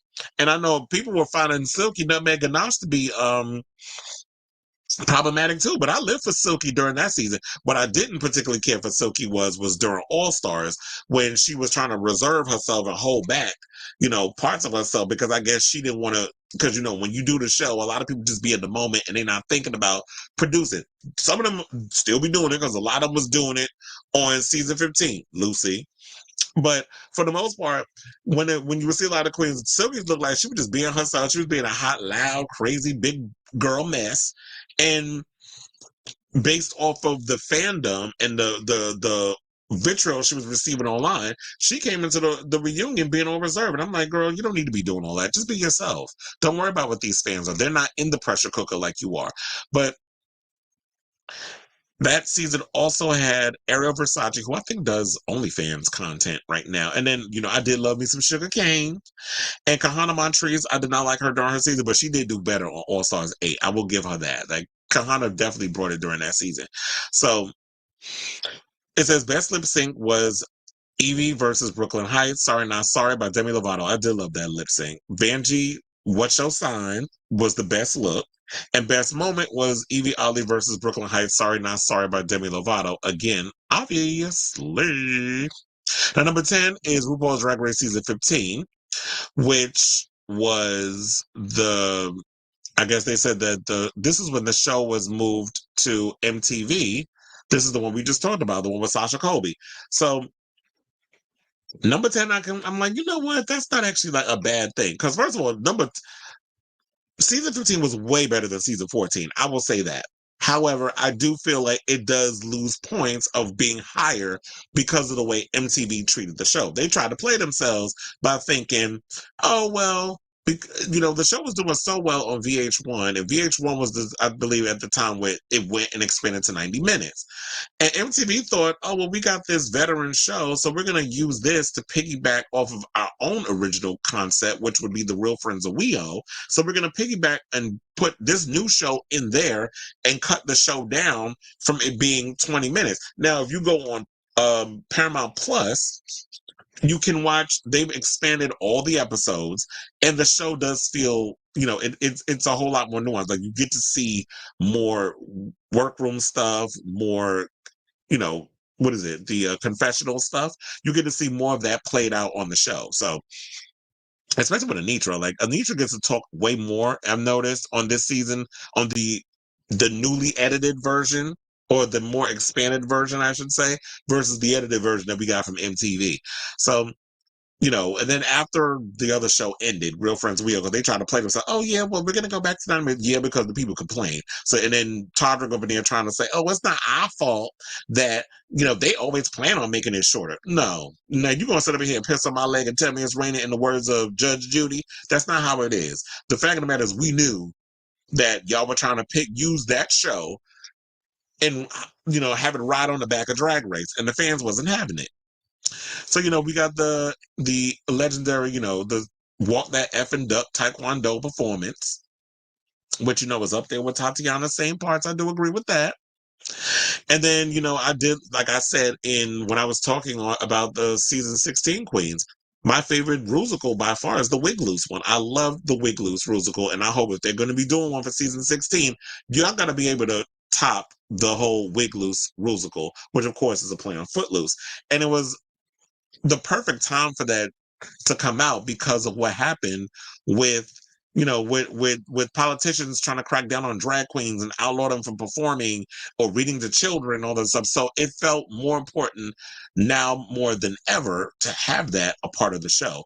And of course, with Sasha Colby winning, like we all knew the minute she walked in the room, it was like, yeah, y'all might as well just all quit, because the GODDESS was going to take the ground the minute she pumped her way into that damn workroom. So it says the best lip sync, Anitra versus Marsha, Boss Bitch by Doja Cat. Yes, that still lives free in my head, especially because, Anitra, the part where she dove over Marsha. And Marsha 3 times was not giving it during the season, like with the basic makeup or whatever. But look, drag is subjective. Everybody has their look. Not everybody needs to be painted to look like Divine in order to, be considered a drag queen. Some people just want to look plain Jane. Not talking about the plain Jane that's going to be on season 16, but just like a plain Jane. And she finally showed Daff out in the during the lip sync. But at that point, I feel like producers were done with her. Everybody was like, we ain't got no more to do with, like, you're not giving us Like, we're pretty much done with you. We don't need to produce you anymore. We can do way more with Anitra. So I felt like at that point, no matter how hard Marsha tried, she was going home regardless. Best look was Sasha Colby's Puffer Please. And I always want to say, Barbara, please, from Joan Crawford. And best moment, Anitra walking an effing duck tie with Sasha Colby walking away with the crown. So that was their favorite moments. Now, number 9, RuPaul's Drag Race Season 2. Which I do love that season, but of course, that's a season where we still didn't get Michelle Visage. Michelle didn't show up till season 3. So number 9 was basically, we still had Merle Ginsburg, we still had Santino and his trash ass. And then, that was the season that we got Tyra Sanchez, who wound up winning. And, we already know the tea about what happened with Tyra since then and all the mess that she's been going through regarding her personal life and stuff. So we don't need to rehash that. But that was a legendary season where Mystique had to remind Morgan B. Michaels, bitch, I am from effing Chicago. So that was the season that we got with Mystique going in and letting her, she's like, you were all up in my mug. You're all up in my face. I feel like I just watched that episode yesterday. So, yeah, we got a lot of that with that whole thing. And then, of course, we got Raven, which, what Raven does now, speaking of mugs, she beats Rue's mug. So, and then of course, we had, it's a lot because we had Tatiana was beefing with Tyra, Mystique, like I said, going in on Morgan, and then we had Raven being a pot stirrer. So that was there was a lot of drama that season. I was living for it. So it says the best lip sync was Raven versus Nicole Paige Brooks. My Lovin', You're Never Gonna Get It by En Vogue. Best look, Tyra Sanchez's High Class Drag. And best moment, besides Tatiana versus the world, it had to be the very first Snatch Game, which Tatiana also dominated. So yes, Snatch Game did not show up until season 2. Okay, I got a comment, and then we'll go to the next one. Oh, so it's Sailor Mermaid. He just got in. So yeah, well, I'm pretty much done with the show. I'm just going down this whole rabbit hole of Drag Race. But so yeah, let's get to number 8, which is RuPaul's Drag Race Season 8, which was the season with Dax exclamation point and Layla McQueen, where they were double chopped and no brand new elements were thrown in, which was the Shade Tree situation. So it said that they had 12 queens turning it out across 10 episodes. So yeah, it was a shorter season because I forget how many seasons we're doing now. I think they've gone up to like maybe 14 episodes and stuff now, but it was a short season basically. So season 8 was a season where we got Bob the Drag Queen. So Bob the Drag Queen won that season.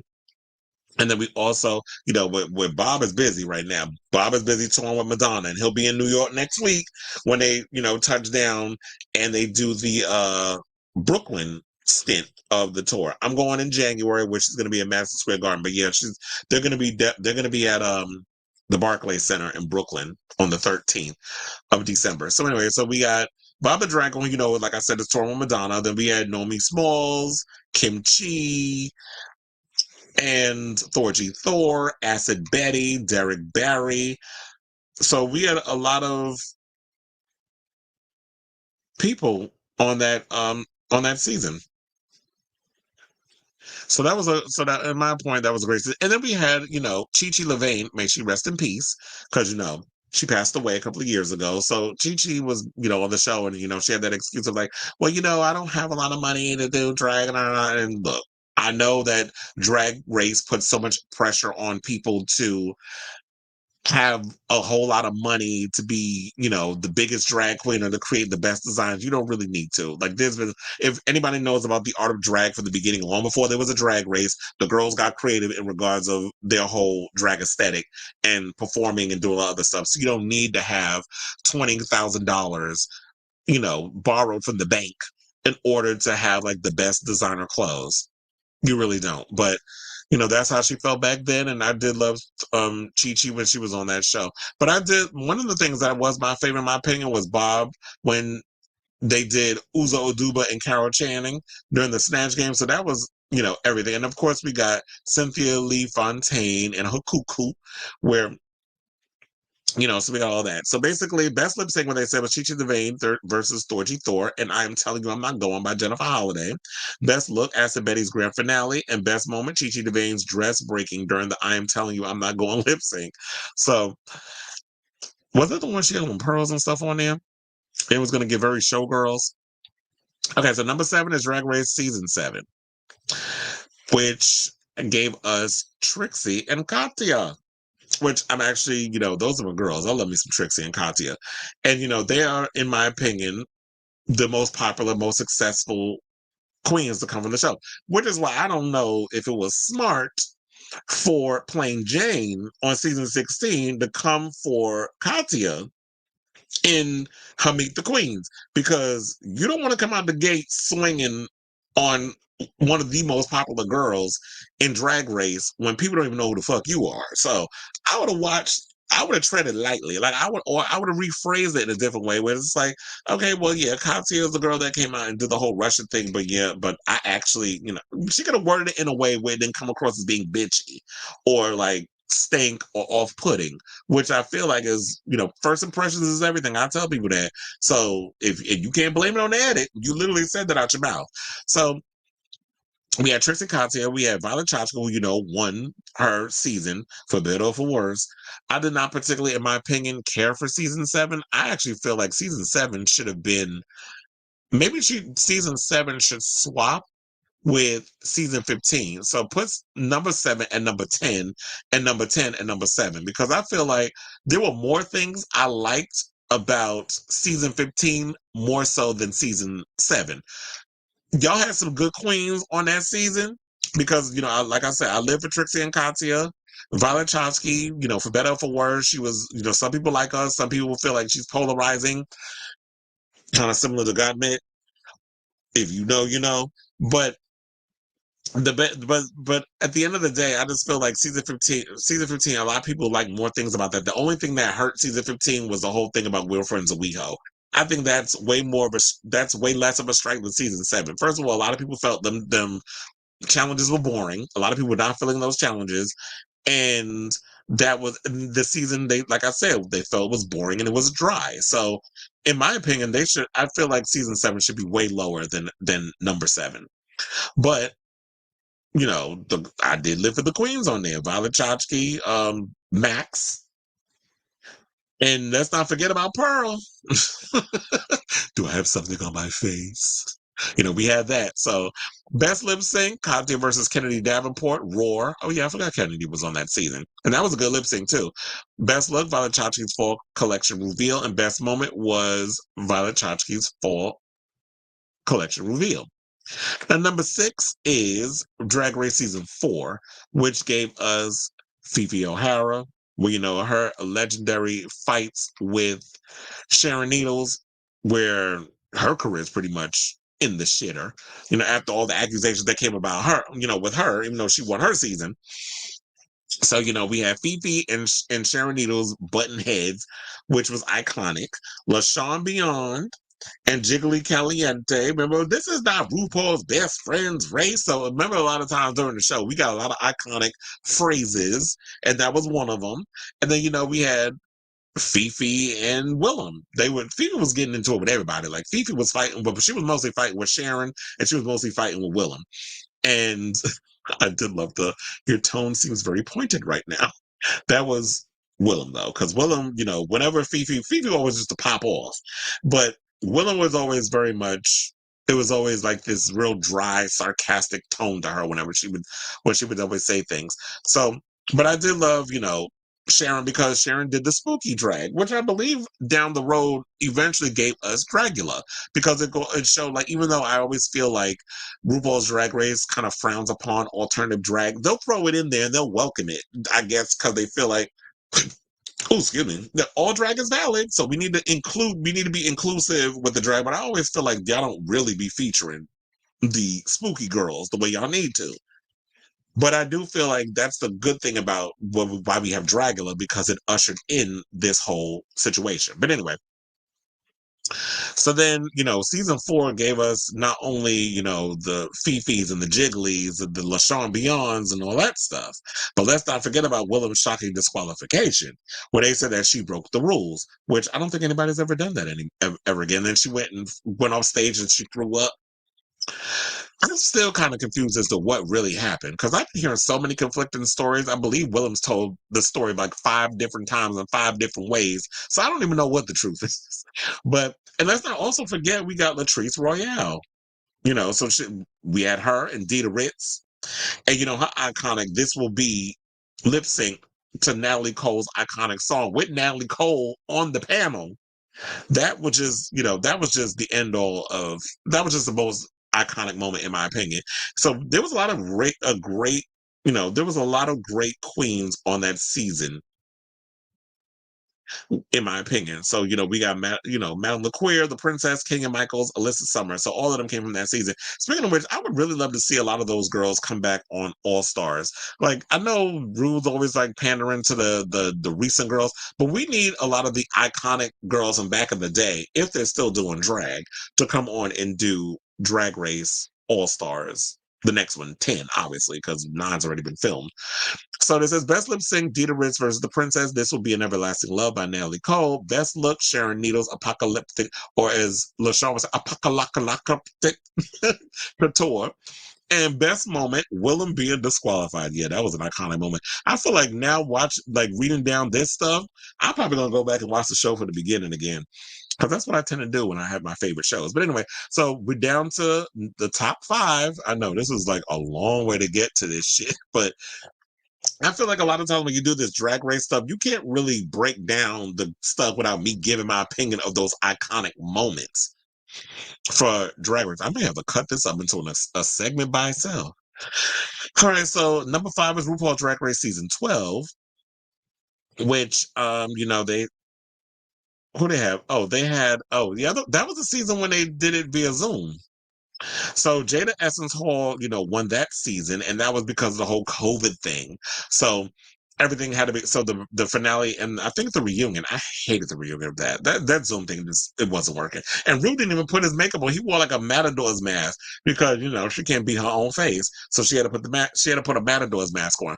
So season 12 was the season where we had Jada Essence Hall, who won her season, Gigi Good, and Crystal Method, where they had a lip sync for the crown in their living rooms. It was a creative effort, but it just wasn't giving. It just didn't have the same impact. Speaking of which, I heard that they, for season 16, they've already filmed the finale, the lip sync for the crown finale thing. They've already filmed it. And I heard they did it without an audience because, I guess they got tired of the leaks or whatever. I don't know how that's going to work. I can't remember if they've done that before and, that whole thing, but that's what I've heard. But anyway, so it says that, and then let's also not forget that this was the whole thing about Sherry Pie, the whole Sherry Pie controversy, where she admitted to sexual misconduct. So they had to literally go in, and this was like the minute I think her episode aired, that's when all the stuff came out.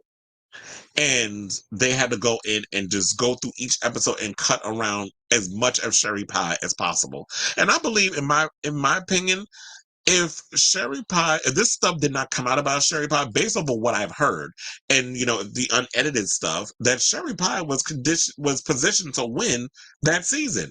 But because of the shit she did, it messed up her chances. And let's not forget, we also got Miss Heidi in Closet, who y'all need to definitely see that Joseph Shepard episode that she did. It's on Out TV if you have it, where she was spilling all kinds of tea about, her time on doing the stuff. And then, of course, we had Jan, who, was known as Jan Sport, but for TV, she had to go by Jan, because I guess copywritten Jan Sport, you can't go by that. Also, we had Dahlia Sin, who, does porn. I saw Dahlia Sin in person. Actually, I think they were out of drag when I went to the season 15 premiere. I was like, ooh, Dahlia's a smacking person. I got to say that, like, that's a good looking queen. But anyway, so, and then we have the Madonna unorthodox Rusical, Then we had the epic snatch game, thanks to Gigi Good and Jackie Cox. We had the acting performances from Jada, look over there. And, we had the killer runways from literally all the queens. So, the girls were definitely bringing the charisma, uniqueness, nerve, and talent during that season. So I'm definitely, that was a really good season. Besides, the drama that happened, the reunion, the finale, and Sherry Pie. Those are the only issues that I had with that season. Other than that, it was a good season. So, best lip sync was Gigi Good versus Widow Von Du. Starships by Nicki Minaj. Best look, Crystal Method's Superfan Makeover. And best moment, the entire Madonna musical. Although, I do not like the season where they did I think that was the Bob the Drag Queen season? Season 9 where they did the Madonna, what is it? The Night of 1,000 Madonnas, and they all came out in fucking kimonos, except for a couple of them. So I was thinking that. But anyway, so number 4, RuPaul's Drag Race Season 3 says, that's the season that we got with Raja Manila Luzon and Alexis Mateo. And, then we also got girls like Jada Sophia, Sandwich Artist Hater Delta Work, the OG Henny, Stacey Lane Matthews, and of course, Mimi I'm First. Child, I have to say the Mimi I'm First drama in the reunion, not the reunion, in the All-Star season that she was on, where they had all them girls, where they paired them up. I think that was season 1, right? That the when they were all in the Interior Illusions Lounge and they were all ganging up on Mimi, I hate to laugh at that and be like, that was so iconic, but because they were kind of bullying her, but the shade they were all throwing at Mimi, it was entertaining, but I kind of felt bad. And then, that was a season, child, when Shangela and her was going at it in the Interior Illusions Lounge. I kind of wish they would bring that back. What happened to the Interior Illusions Lounge? Is that owned by Logo? But anyway, so I do, that was the iconic fight that we had between, when she said, "Oh, I heard you got a sugar daddy," and all that other stuff. They were, ooh, and then Shangela gave her little long ass speech and talked about how sickness she was, and threw something. I think she threw a lime or she threw something at Mimi, and then them two started going at it. So that was the iconic scene that we got from that during Untucked. And then, of course, we got, that was the season where Mimi picked up India Farah over her shoulders, and that was when, we got the iconic line route of drag is not a contact sport. And then Alexis Mateo with her bam. And so there was a lot of things that came out of that season that ended up in the Drag Race Herstory books. So, we had a lot of that. And I love the fact during that season also that they had a lot of the design challenges, which I did say in the season 16 Meet the Queens, that I do want to see more design challenges on Drag Race. I really want them to incorporate more of that Project Runway inspiration that they have for the show, where they have the girls doing unconventional design challenges or just sewing a garment. Like, I want to see more of the queens creating stuff on their own and doing those things, because I love the design challenges. I think they're really fun and they're really creative, and it's always great to see what the girls can create out of that. So I'm hoping that we get a lot more of that in season 16. So now it says the best lip sync, Manila Luzon versus Delta Work, MacArthur Park by Donna Summer, Rogers Extravagant Drag, and that's the best look. And best moment was Mimi I'm First throwing India Farah over her shoulders during their lip sync. Even though RuPaul said drag is not a contact sport, that was the favorite moment. So I do agree with that. Now, RuPaul's Drag Race Season 9 comes in at third place, which gave us Sasha Velour, Shea Coulee, and Trinity the Tuck. I should say at the end of the day, all three of those girls, they did end up winning the crown, but Sasha Velour won that season. Shea Coulee wound up winning her All-Star season, so she got a crown for that, and Trinity the Tuck won her season of All-Stars as well. Well, co-won it alongside Monet Exchange, so there was a double win. And then we had Peppermint, who was on that season.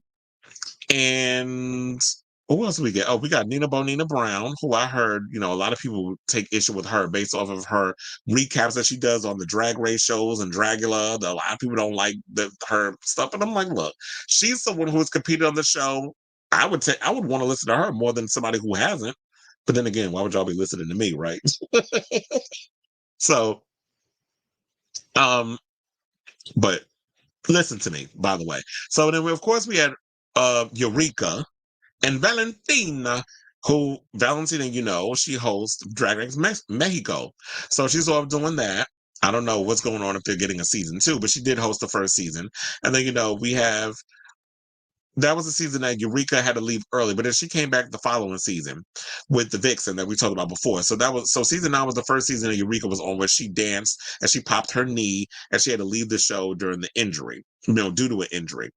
And I loved Nina Brown's crazy makeup and her looks and all that other stuff. And then of course we got Aja and her infamous line where she was like, "She's perfect, you're beautiful, you look like Linda Evangelista, you're a model. Did you stone those tights?" That whole stupid line. It was like, they eat her up every single time. That whole big legendary thing, which also managed to stream a bitch track out of it. So, if you look it up on the internet, I'm sure it's out there. So then we had, we got Aja, and that was the time we got Lady Gaga, who came in, and people were like, "Is that Lady Gaga?" And it turned out it was her. So that was the time that she appeared on the show. And then we had Alexis Michelle, Charlie Hides, Cynthia Lee Fontaine, Pheromone, all of them were on the show. So that was a good season in regards of queens and personalities. Now it says best lip sync, Sasha Velour versus Shea Coulee, So Emotional by Whitney Houston. Best look, every single promo look. And best moment, Sasha Velour's competition winning rose petal reveal, which, like I said earlier, when I was talking about the butterflies and, that whole situation, I was like, ever since Sasha did that moment, because, she's very strategic and very much like everything is well thought out with her drag. That's her aesthetic. Now everybody felt the need to have that moment since Sasha Velour changed the game in regards of a lip sync and really getting the crowd to just lose their shit. But then, ever since then, they felt like, oh, we need to keep having those moments. We need to have somebody who can upstage it. It was like, Chad, you're going to use real live butterflies? Like, however you had them in your titties, there's probably died from heat exhaustion. I don't know. It was a mess.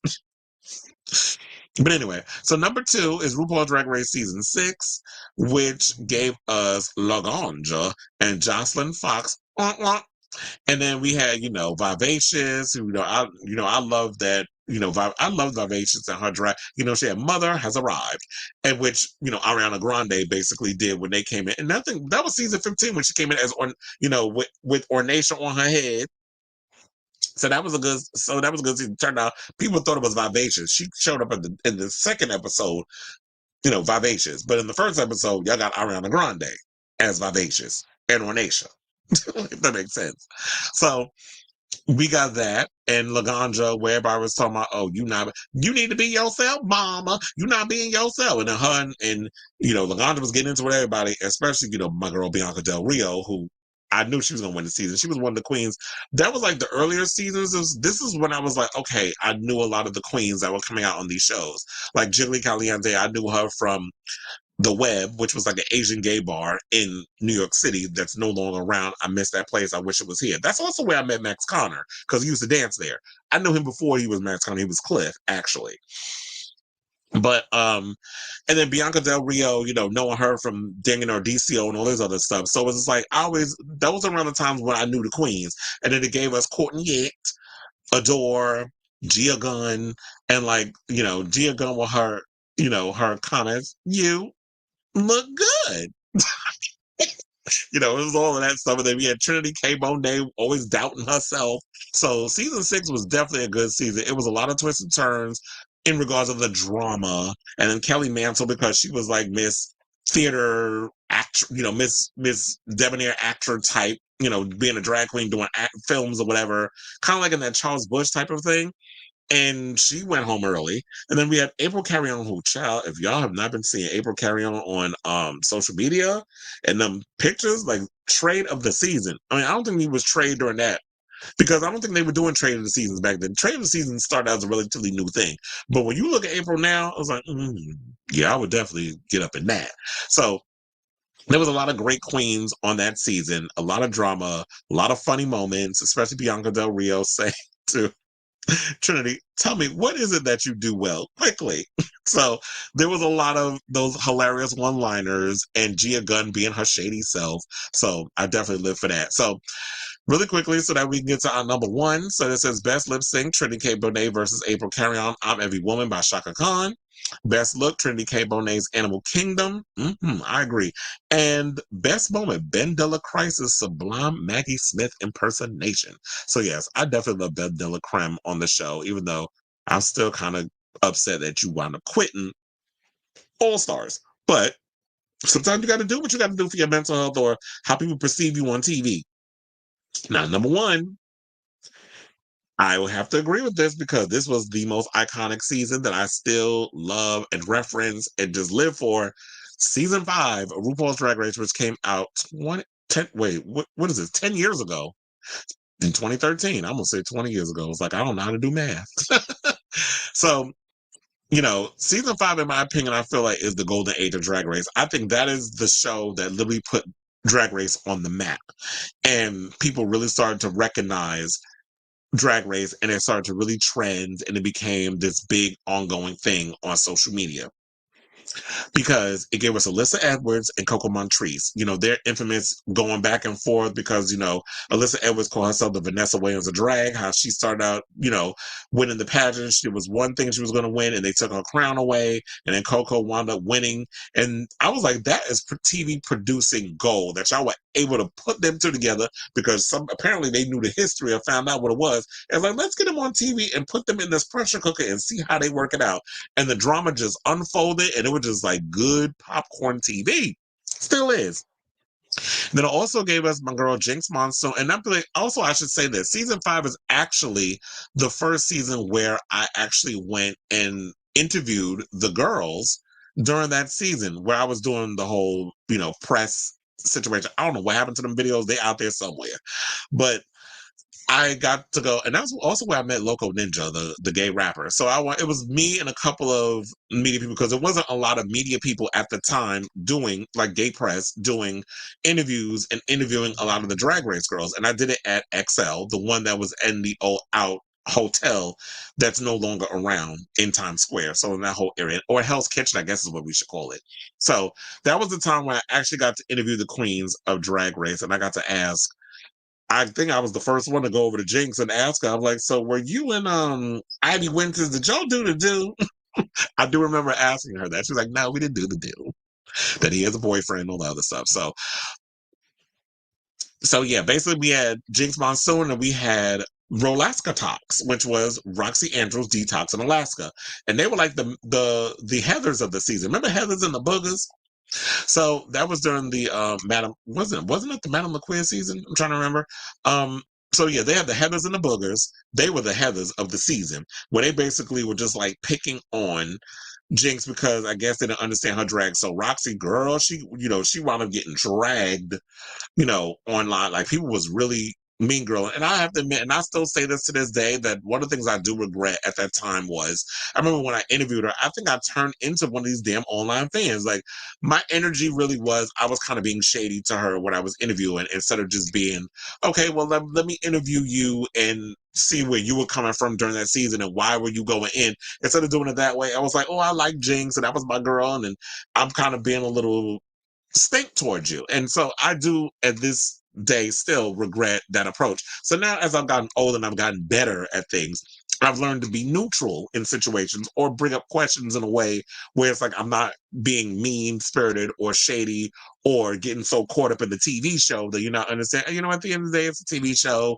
that people have their reasons for why they do what they do, or they try to find ways to get up under your skin and mess up your game because you're doing better than them. There's so many different reasons to why they do what they do. But it was a good season with those queens.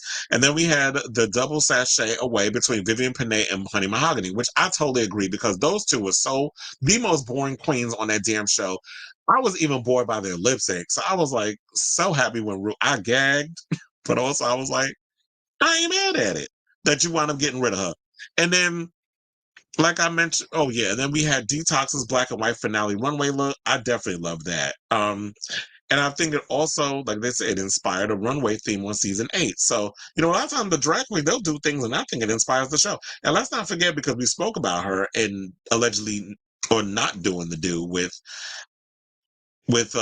Jinx, we had Ivy Winters. You know, I just loved when Rue did that. So there was we got a lot of iconic one-liners. I've had it officially.